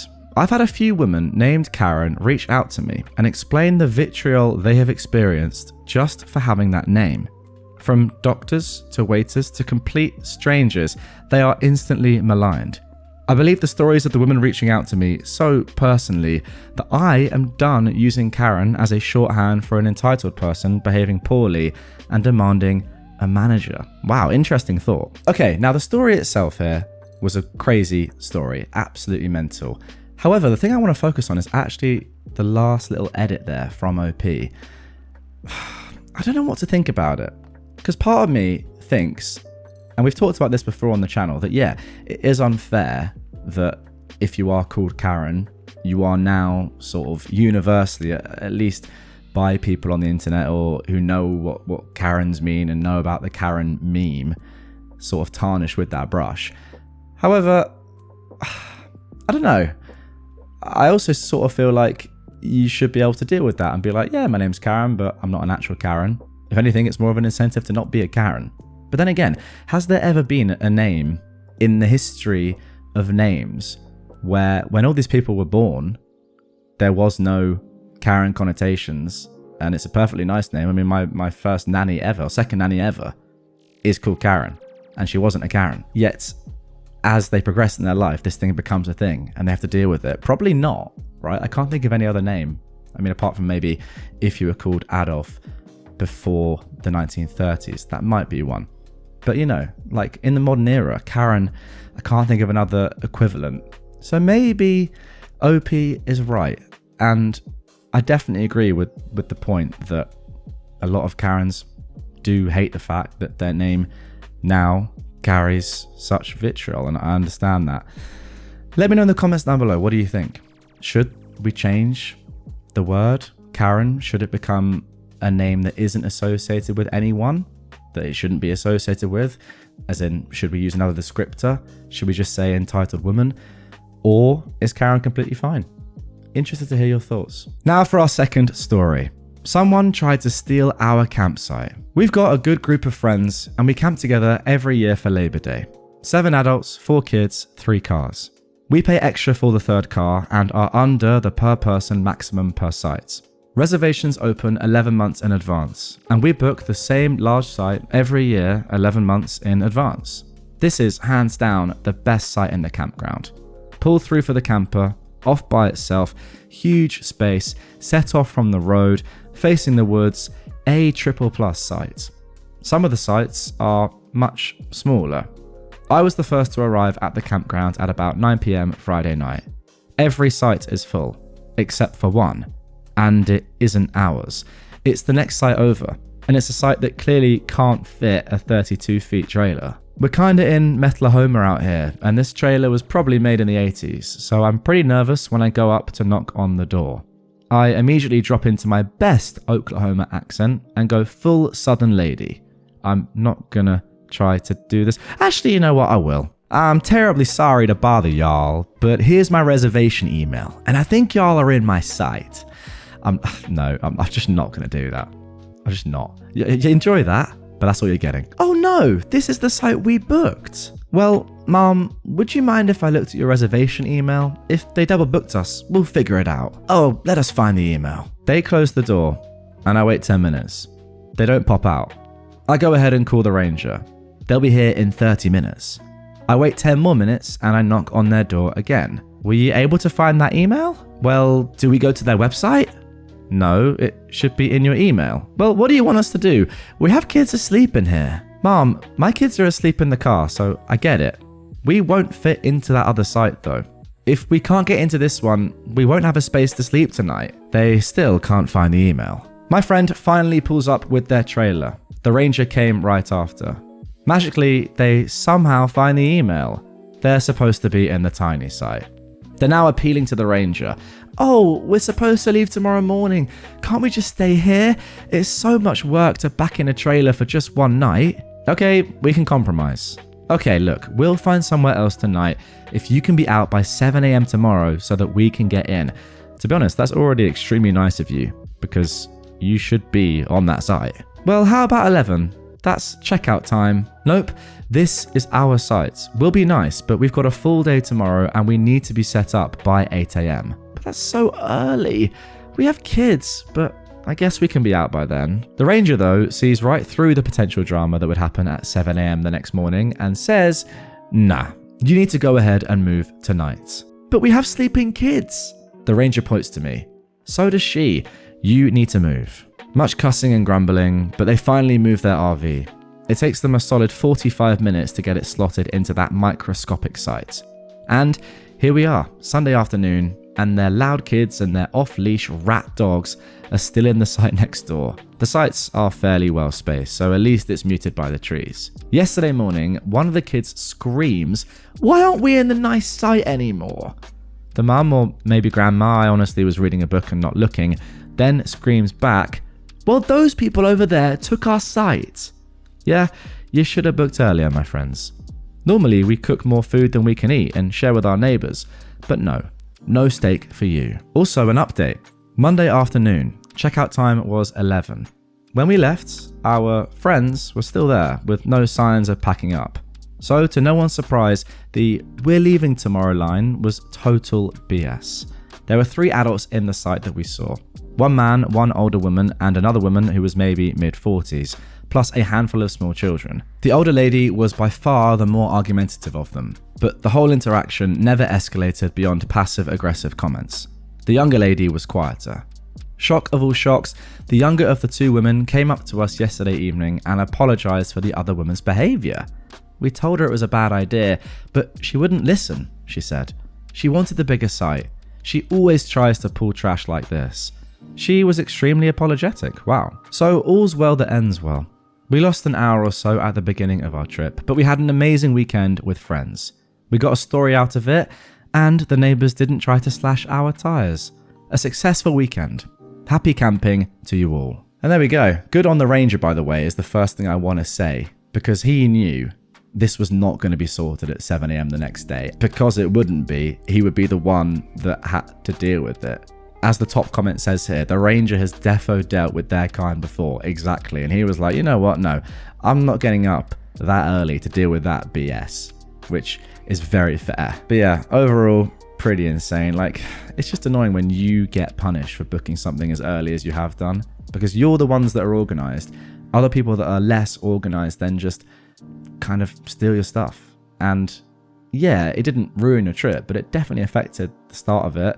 And I know you're looking at it from a positive point of view, which I respect, fair play. But apart from the fact you've got a story to tell, it probably was just very annoying.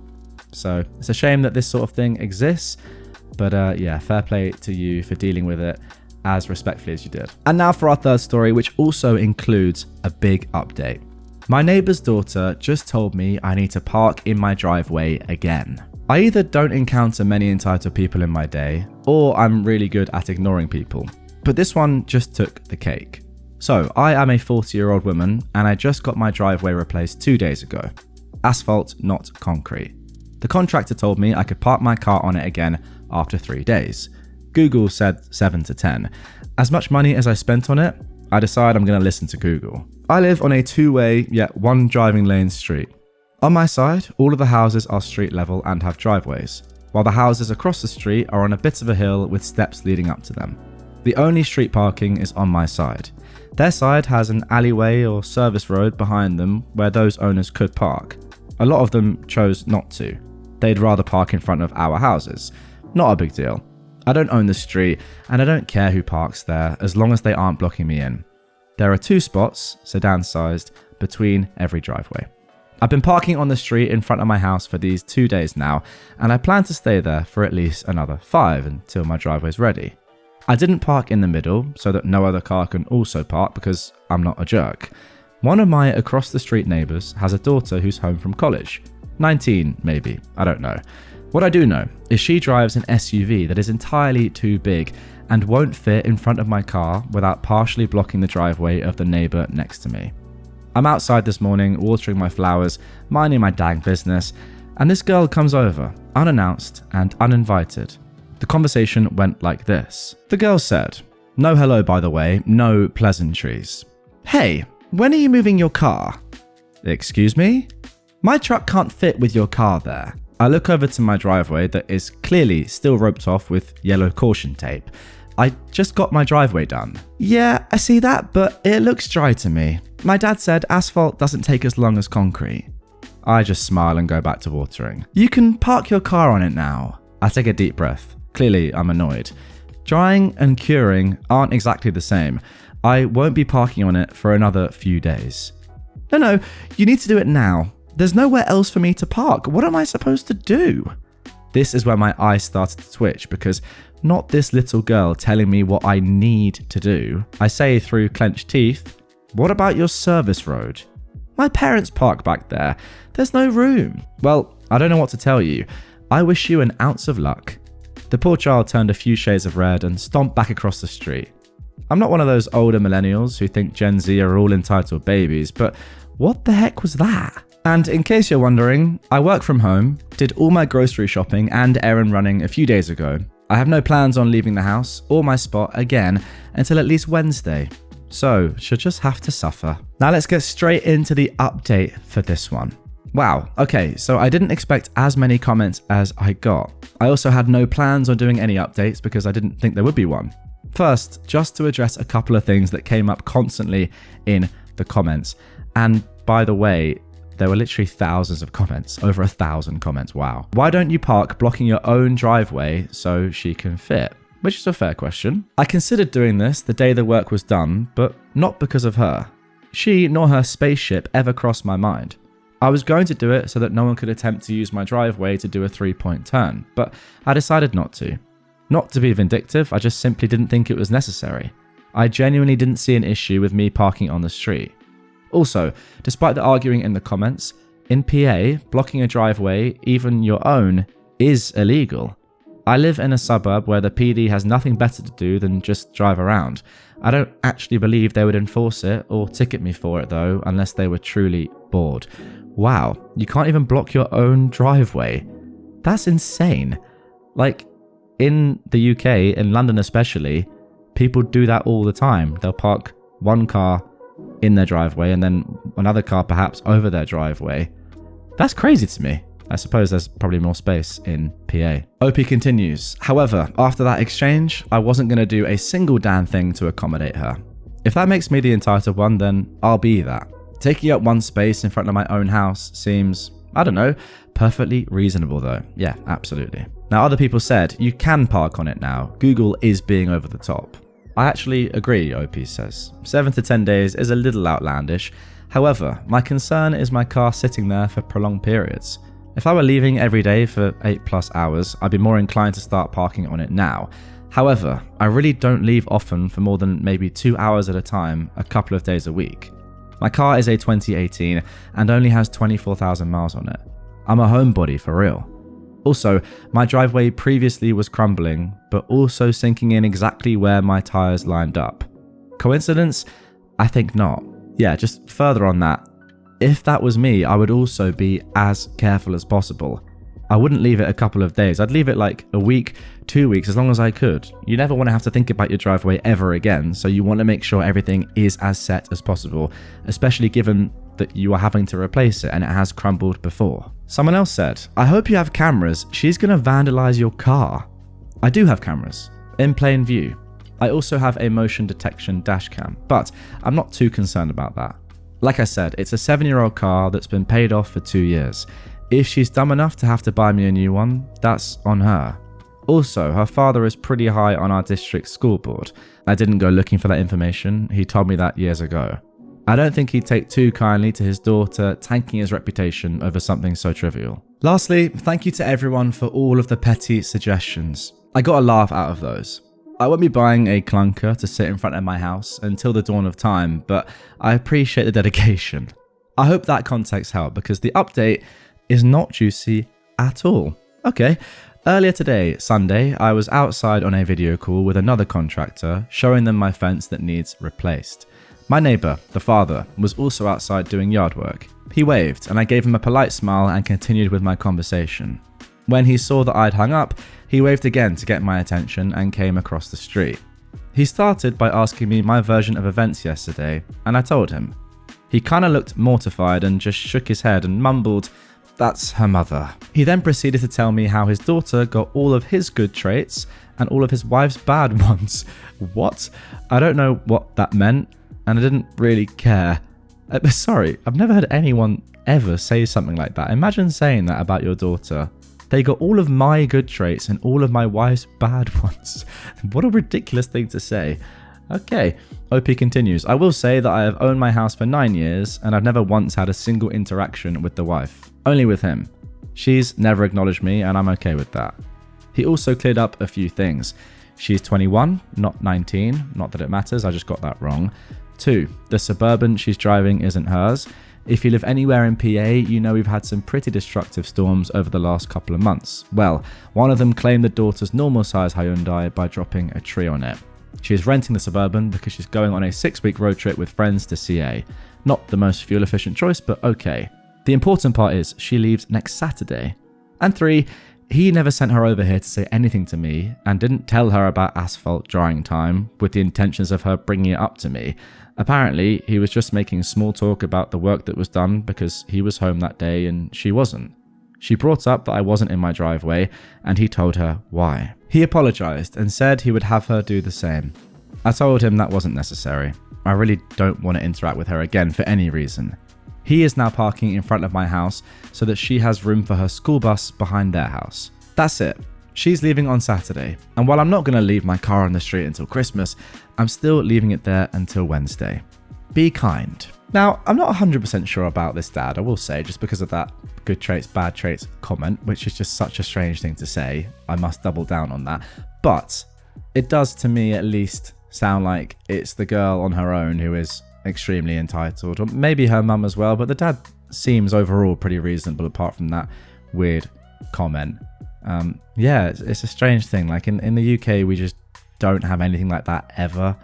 If other people do park over your driveway, you sort of leave a note on their car and then it doesn't happen again. And you are allowed to park over people's driveways. Well, you're not, but you're allowed to park over your own. In fact, as I said, a lot of people do that. But yeah, interesting story. Imagine saying you need to park in your own driveway. No, just insane. Anyway, guys, that is going to do it for this one. Really hope you enjoyed it. Before I go, I do just want to say thank you to those of you that that gave me some harsh but fair criticism in my latest new story episode, which was posted on January the 31st. As you could probably tell, as I was narrating that post, I knew that you guys would not agree with me in the comments down below. But I'm not sort of single-minded enough to be like, oh, I'm right and I can't possibly be wrong. As in, it was obvious to me that I was missing quite a lot as I was reading it, but I wanted to be honest with my thoughts anyway. And having read a lot of your comments on the episode, I now understand. So thank you for that. You know, you got to remember, I am a 27-year-old man, a 27-year-old white man. So being completely honest, like a lot of my life experience probably isn't on the same level as other people that watch these episodes or just different people out there. And as much as I like try and educate myself, I can't, you know, empathize with everyone really, because I don't know what people have gone through, but you know, as much as I can try. So yeah, sometimes it's good for me to listen to the comments. And yeah, thank you for the education. Am I wrong for ending a 20-year marriage because I learned my wife cheated on me while we were dating? So my wife and I, she is 44 and I am a 43-year-old man, have been married for 20 years. We started dating in high school when I was a junior and she was a senior. We were long distance for her first 2 years of college while I was in high school and did 1 year at community college. Then we went to college in the same city for a year and we've lived together since. We got married the summer after I graduated college. Our marriage has been pretty great so far, but I initiated a divorce after I discovered that she was sleeping with multiple other men for the 2 years we were long distance. Just after Christmas, we got together with a few friends of hers from college to catch up, have dinner, hang out. We talked about a lot of stuff, and my wife mentioned that we met in high school. Not that we dated, just that we met. Her old college roommate commented that it was crazy that we met in high school, had a few wild years in college, then ended up together. I played along and commented that I didn't know if my wife was as crazy as I was. The roommate started to tell a story, but my wife cut her off and said that she was uncomfortable about it. I sensed that something was up, so I said that we actually started dating in high school and were together for my wife's entire time at college. All of my wife's friends got real quiet and the rest of the dinner was awkward. On the way out, one of her other roommates took me aside and said that I should have an honest conversation about what happened at college. I asked my wife on the way home and she kind of blew me off. I told her it was important that she was honest with me, and again, she said it wasn't important. When we got home, I told her I was going to stay at my brother's house until she was ready to talk about what happened in college.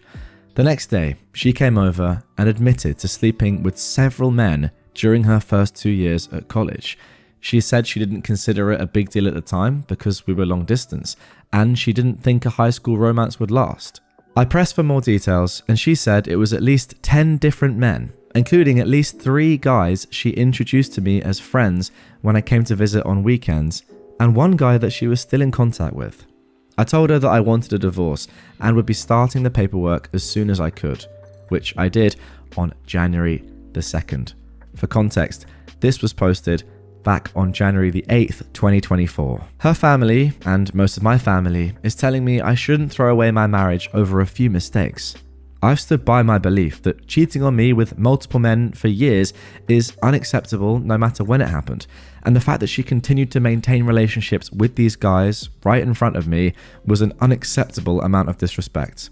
We have 2 children, but they are 17 and 19, and I believe they will understand why I need to end the marriage. Am I wrong for leaving?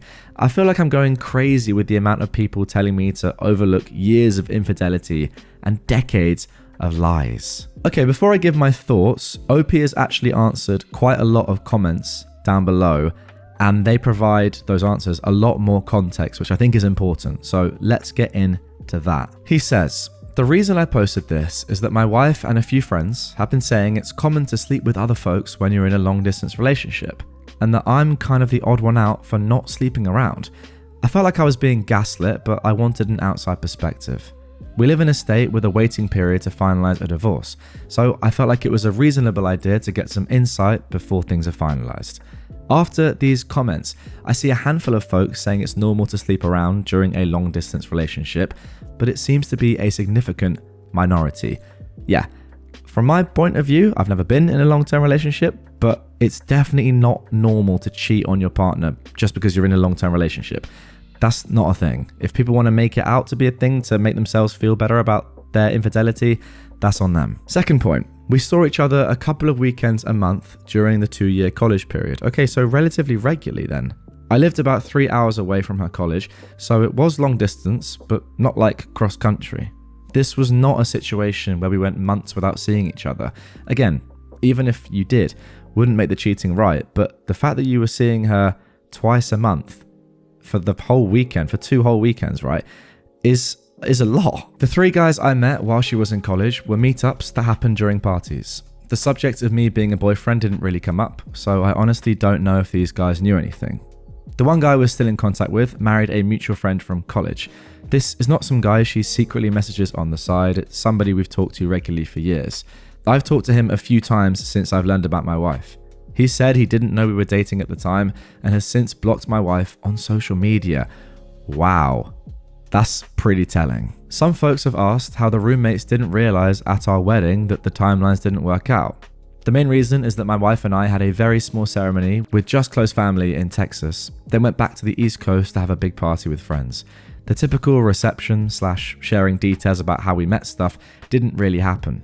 So her roommates didn't realize we started dating before college. It sounds like they thought we only dated for the year we were both in the same city, then moved in together. I don't really buy that personally, because it doesn't matter how long I've known somebody, I'll ask the person that they're with, oh, like, how did you guys meet? When did you meet? A lot of the time, right? That's a pretty normal thing and question to ask. It's like a normal topic of conversation. So for those people to have not realized that, and you to have been married for 20 years?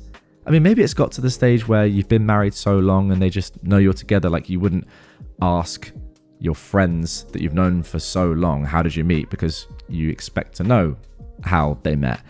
I just find it weird that it's got to this stage before any of them have realized that you actually met in high school. Maybe I'm jumping to conclusions there, but I feel like they're hiding something. Next point. I was open to therapy or some kind of attempt to save the marriage, but her insistence that this whole thing is common and I'm the one who's out of line is just too much for me. Yeah, fair enough. The only time she showed any remorse or even offered to reconcile is when I started filing paperwork. In the last week, she's gone back to saying she's right and I'm overreacting. This is also why I'm feeling like I'm being gaslit. It seems obvious that this is a major issue, but I've got my wife and others telling me it's normal and that I'm overreacting. I'm not getting a paternity test unless my kids want to get one. I don't have any doubts that they are biologically mine, and no test will make them not my kids. I love them more than anything in the world, and my wife's infidelity won't change that, even if one or both of them is not biologically mine. They've been my kids for 19 years, and they will be my kids until I stop breathing. Also, we were definitely exclusively dating at the time. First, dating culture was a lot different 20-ish years ago, and exclusive was kind of the default for most people.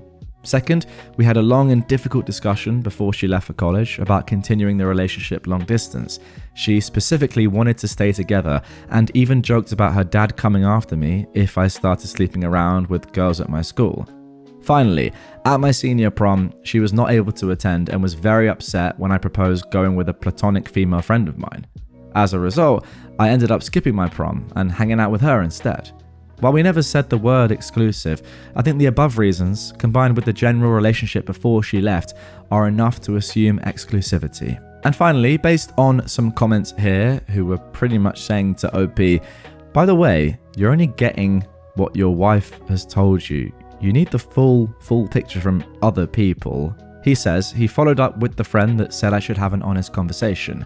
She told me that, quote, 10 guys would be on the low end, and that her biggest concern was that there was apparently at least one pregnancy scare that I didn't know about. I honestly don't really think that changes much. It's less about the number for me and more about the fact that she seems incapable of recognizing why this was wrong or why I feel betrayed. Thank you all for the helpful responses, even those that disagree with me. I would still be open to therapy if she's willing, but I honestly feel like it would be more about us being successful co-parents and finding closure than saving our marriage. Well, how about that for an introduction to r/am I wrong? The answer for me is absolutely not. I don't know what you guys think. Let me know in the comments down below, but I completely agree with everything OP has said. I don't think that the fact that this was 20 years ago, or actually way more than 20 years ago to be fair, when you're in high school, what's that, like 25 plus years ago, makes that much of a difference, because she still did it. It wasn't just a one-time thing, it was a long period of time. And obviously the most important thing is that still to this day, she thinks that you are the one that is overreacting and that it's very normal to cheat when you're in a long-term relationship. That's just not a good reaction to what you found out at all. I would be completely shocked by this, and I agree. It feels like you've been lied to for 20 years. It's also not just the cheating. She cheated, lied to you, and then maintained contact with some of her F buddies and introduced them to you as friends when you went to visit her. That's just disgusting. And also the fact that she is still in contact, or at least was until they blocked her, with one of those F buddies, and she knew about this obviously the entire time. Like, it's horrible. Anyway, get your comments in down below. The beauty of this subreddit is that it's a very simple question. Am I wrong? And I want to hear your thoughts. For me, this was quite an obvious answer, but maybe you guys disagree. You know, it was a long time ago. I just think the reaction is the worst thing about this post. Let's move on. Am I wrong for shazamming a song that someone didn't want to share the name or artist of? Oh, that is an interesting question. This happened yesterday. My boyfriend and I were throwing a little kickback for my birthday party. His cousin, Alexa, who is 19, set a timer on her phone because we were baking pastries. Her timer went off and a song caught my attention. We were already done in the kitchen, so we were just sitting down, letting it play on the couch, and I asked, "Who's this artist?" And she flat out ignored me. I asked her again, "I've never heard this song. Can I have the name?" That's when she told me that if I don't know, then I just don't know, and that I should just stick to mainstream. I told her I listened to everything, but she tried to tell me that she knows my music taste, and all I listen to are stupid rappers, and named Kendrick Lamar as an example. We got into a little debate about King Kenny for a while, and she told me that the song was made by a small artist, and trying to decipher his lyrics might hurt my shallow mind. I got fed up and I shazammed the song. It was Mary Alex G. When she saw me saving it to my playlist, she got up and snatched her phone, then stormed out. I ignored her little tantrum, but then her brother came to me and asked what I did to her, because she told everyone I was being argumentative with her, bullied her, and violated her privacy. When I said I didn't understand how anything of what I said came off as bullying because we just talked about music and I Shazammed her song, her brother actually agreed with her and said that was invasive and weird for me to do. They packed some plates and left abruptly, and I was just left feeling so weird about it. Everyone else stayed, and I enjoyed the rest of my party. This morning, my boyfriend's mum texted me and said that I should probably call her niece, aka Alexa, and apologise for going through her phone for a song and using some hacking device. What is going on? She texted me Alexa's number to apologise, and I texted her, "Don't get hung up on petty things." Next thing you know, her big brother is calling me. I've not answered my phone yet, and I've got like 5 missed calls. Is Shazam invasive, and am I in the wrong? Okay, firstly, a little edit. My boyfriend just called his mum to explain the full story, and she just started laughing because Alexa completely twisted the entire situation, and she's trying to tell everyone I hacked her phone just to make fun of her music and try to force her to listen to gangster rap. My boyfriend just called his cousin, Alexa's older brother, and told him not to bring her over anymore, and now she's crying. She sent some paragraphs that I'm not reading. She's actually blocked until she apologizes to me. This little girl is a compulsive liar. I just can't believe so much drama's happened because of a song. I'm not going to let this ruin my birthday weekend though. And then, a couple of updates. Firstly, this was sooner than I thought it would be, but my boyfriend just handed me his phone with her on the line, crying and apologizing. She said her behavior was because of PMS, and she's sorry for starting drama on my birthday. I honestly think she just got embarrassed for getting caught in her lie.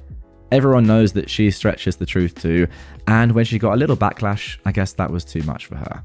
And a final update, I heard another side of her story from my friend, and apparently when she stormed off, she was telling her that I snatched her phone from her to hack into her phone.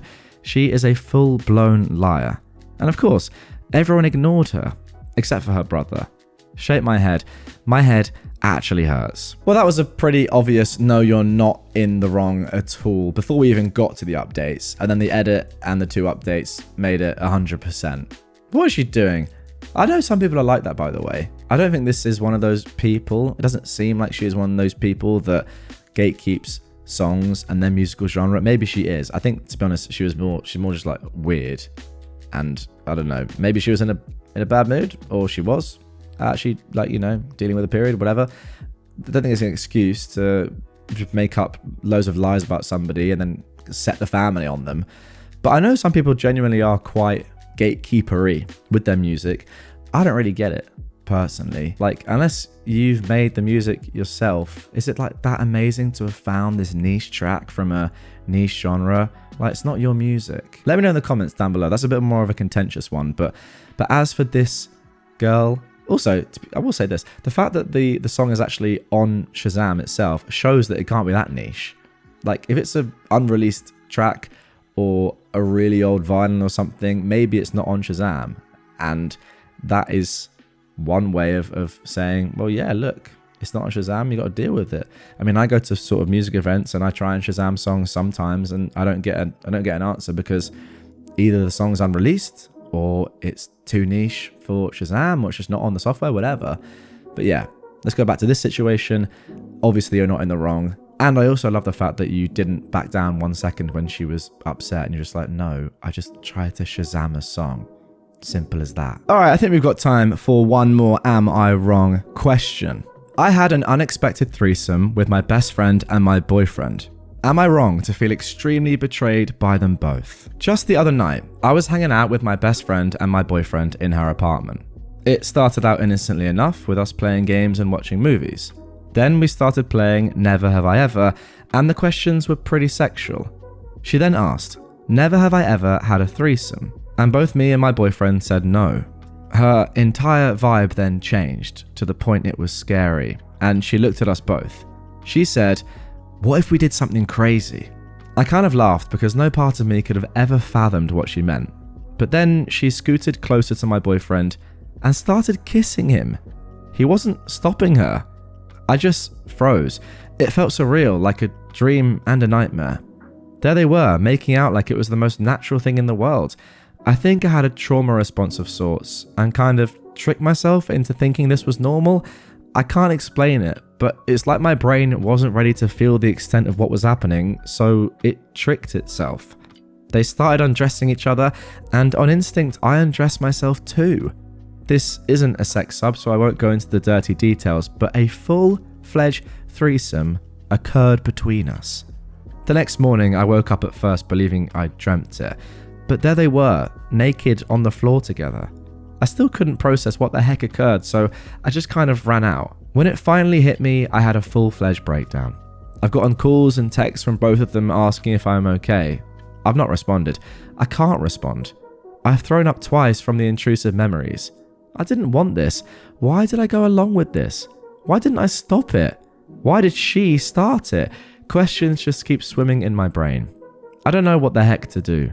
The last text from my boyfriend was, "I hope you aren't upset. I think that was such a special event in our relationship, even though it was insane." He's knocked on my door and I haven't opened it. I have no idea where to go from here. I still love him, but I can't look at him the same. I mean, I freaking saw his D go in and out of my best friend. Not to mention her, I feel like I've been betrayed in the most disgusting way, even though I let it happen and participated. Am I right to feel like they did wrong in the worst way? Okay, now there is an update to this one as well. Hey guys, I figured I should add this to my post rather than respond to a bunch of people with it. I met up with my boyfriend about the situation. In a nutshell, this is what I got out of him. I asked a lot of questions. 1. No, he hasn't been sleeping with her the whole time. That night was the first time. Or so he says. 2. He didn't actively want to sleep with her, but he wouldn't have said no either. He put this down to being a horny guy. 3. He thought the vibe was super sexual even before she came onto him, and that he expected it to happen and thought I did too. He mentioned how sexual the questions were, and her straight up saying we were turning her on with our answers. She did say this, but I thought she was joking. 4. He didn't push her away because he thought it would be a fun experience for all of us. 5. He admitted to being turned on by her boldness and doing it in front of me. 6. He thought that if she did it so easily, it meant she and I talked about it beforehand and that's why we invited him. And 7. They didn't have sex after I left, but they did express regret over possibly hurting me, and he left as soon as he could. Wow. I asked if I could see his phone to see if he'd been talking to her. He admitted that they did message a bit after the ordeal, but it was nothing serious. I asked if I could see, and he got kind of panicky, which made my heart drop. He was like, "Let me remind you that I was still in the mindset that it was a special moment for us." So I knew I was going to get sick from what I saw, but I needed the full truth of the situation, so I asked anyway. He showed me their DMs. They went something like this. She said, "Let me know if you get in touch with OP." "I will. Can I be honest though?" he replied. "Of course. Last night was the best night of my life." "Me too. I feel bad that OP might feel bad, but God, it was so hot. I'll be sad if we can't do that again. You're everything OP said you were. She talks about me like that? I'm embarrassed." "Yeah, all the time. I low-key wanted to see for myself." After that, he started complimenting her sex skills and stuff, which I quickly skimmed over because I knew I'd get sick if I fully processed them. I skimmed over the rest of the conversation really because at this point I just couldn't handle seeing anything else of that nature. I scrolled up in their DMs and only saw occasional memes and reposts, so I'm pretty confident that last night was the first time. It still doesn't make me feel better though, considering while I was having a literal breakdown, they were complimenting each other's sex skills and bodies. I told him to leave, and he begged me to forgive him for everything, but I told him to go and F her again since he loved it so much. At this point, I'll probably block them both and just focus on healing and moving on, because I know I'm not the kind of person to get over that at all. Thank you everyone for your advice and support. It truly made me feel worlds better. Wow. Okay, I think we have probably seen enough from this subreddit for one day. Those 3 stories were very interesting, and that last one, I mean, just wow. Are you wrong? No, absolutely not. Now, what I have done is I've gone back over the entire history of the subreddit and picked out some of the most upvoted, therefore some of the best posts of all time. So it's pretty unlikely normally when you do that sort of thing that you're going to get posts from people that are actually wrong. So maybe in future, if you guys like this subreddit enough, I can do more current posts, but goodness me, that last one is crazy. Wow. Let me know your thoughts down below. Did you enjoy this subreddit? A brand new one again. I did one the other day, r/casual conversations. You guys seem to really enjoy it. And this one is brand new as well, at least to me. I've never even come across it. I've been trying to find some more new, at least for the channel, and interesting subreddits. And I think I found two. I mean, I'll hear your thoughts, but I really enjoyed that. And I hope you guys did too. If you want more, check out the episode from the other day, r/casual conversations. And I will catch you very soon with hopefully some more Am I Wrong content.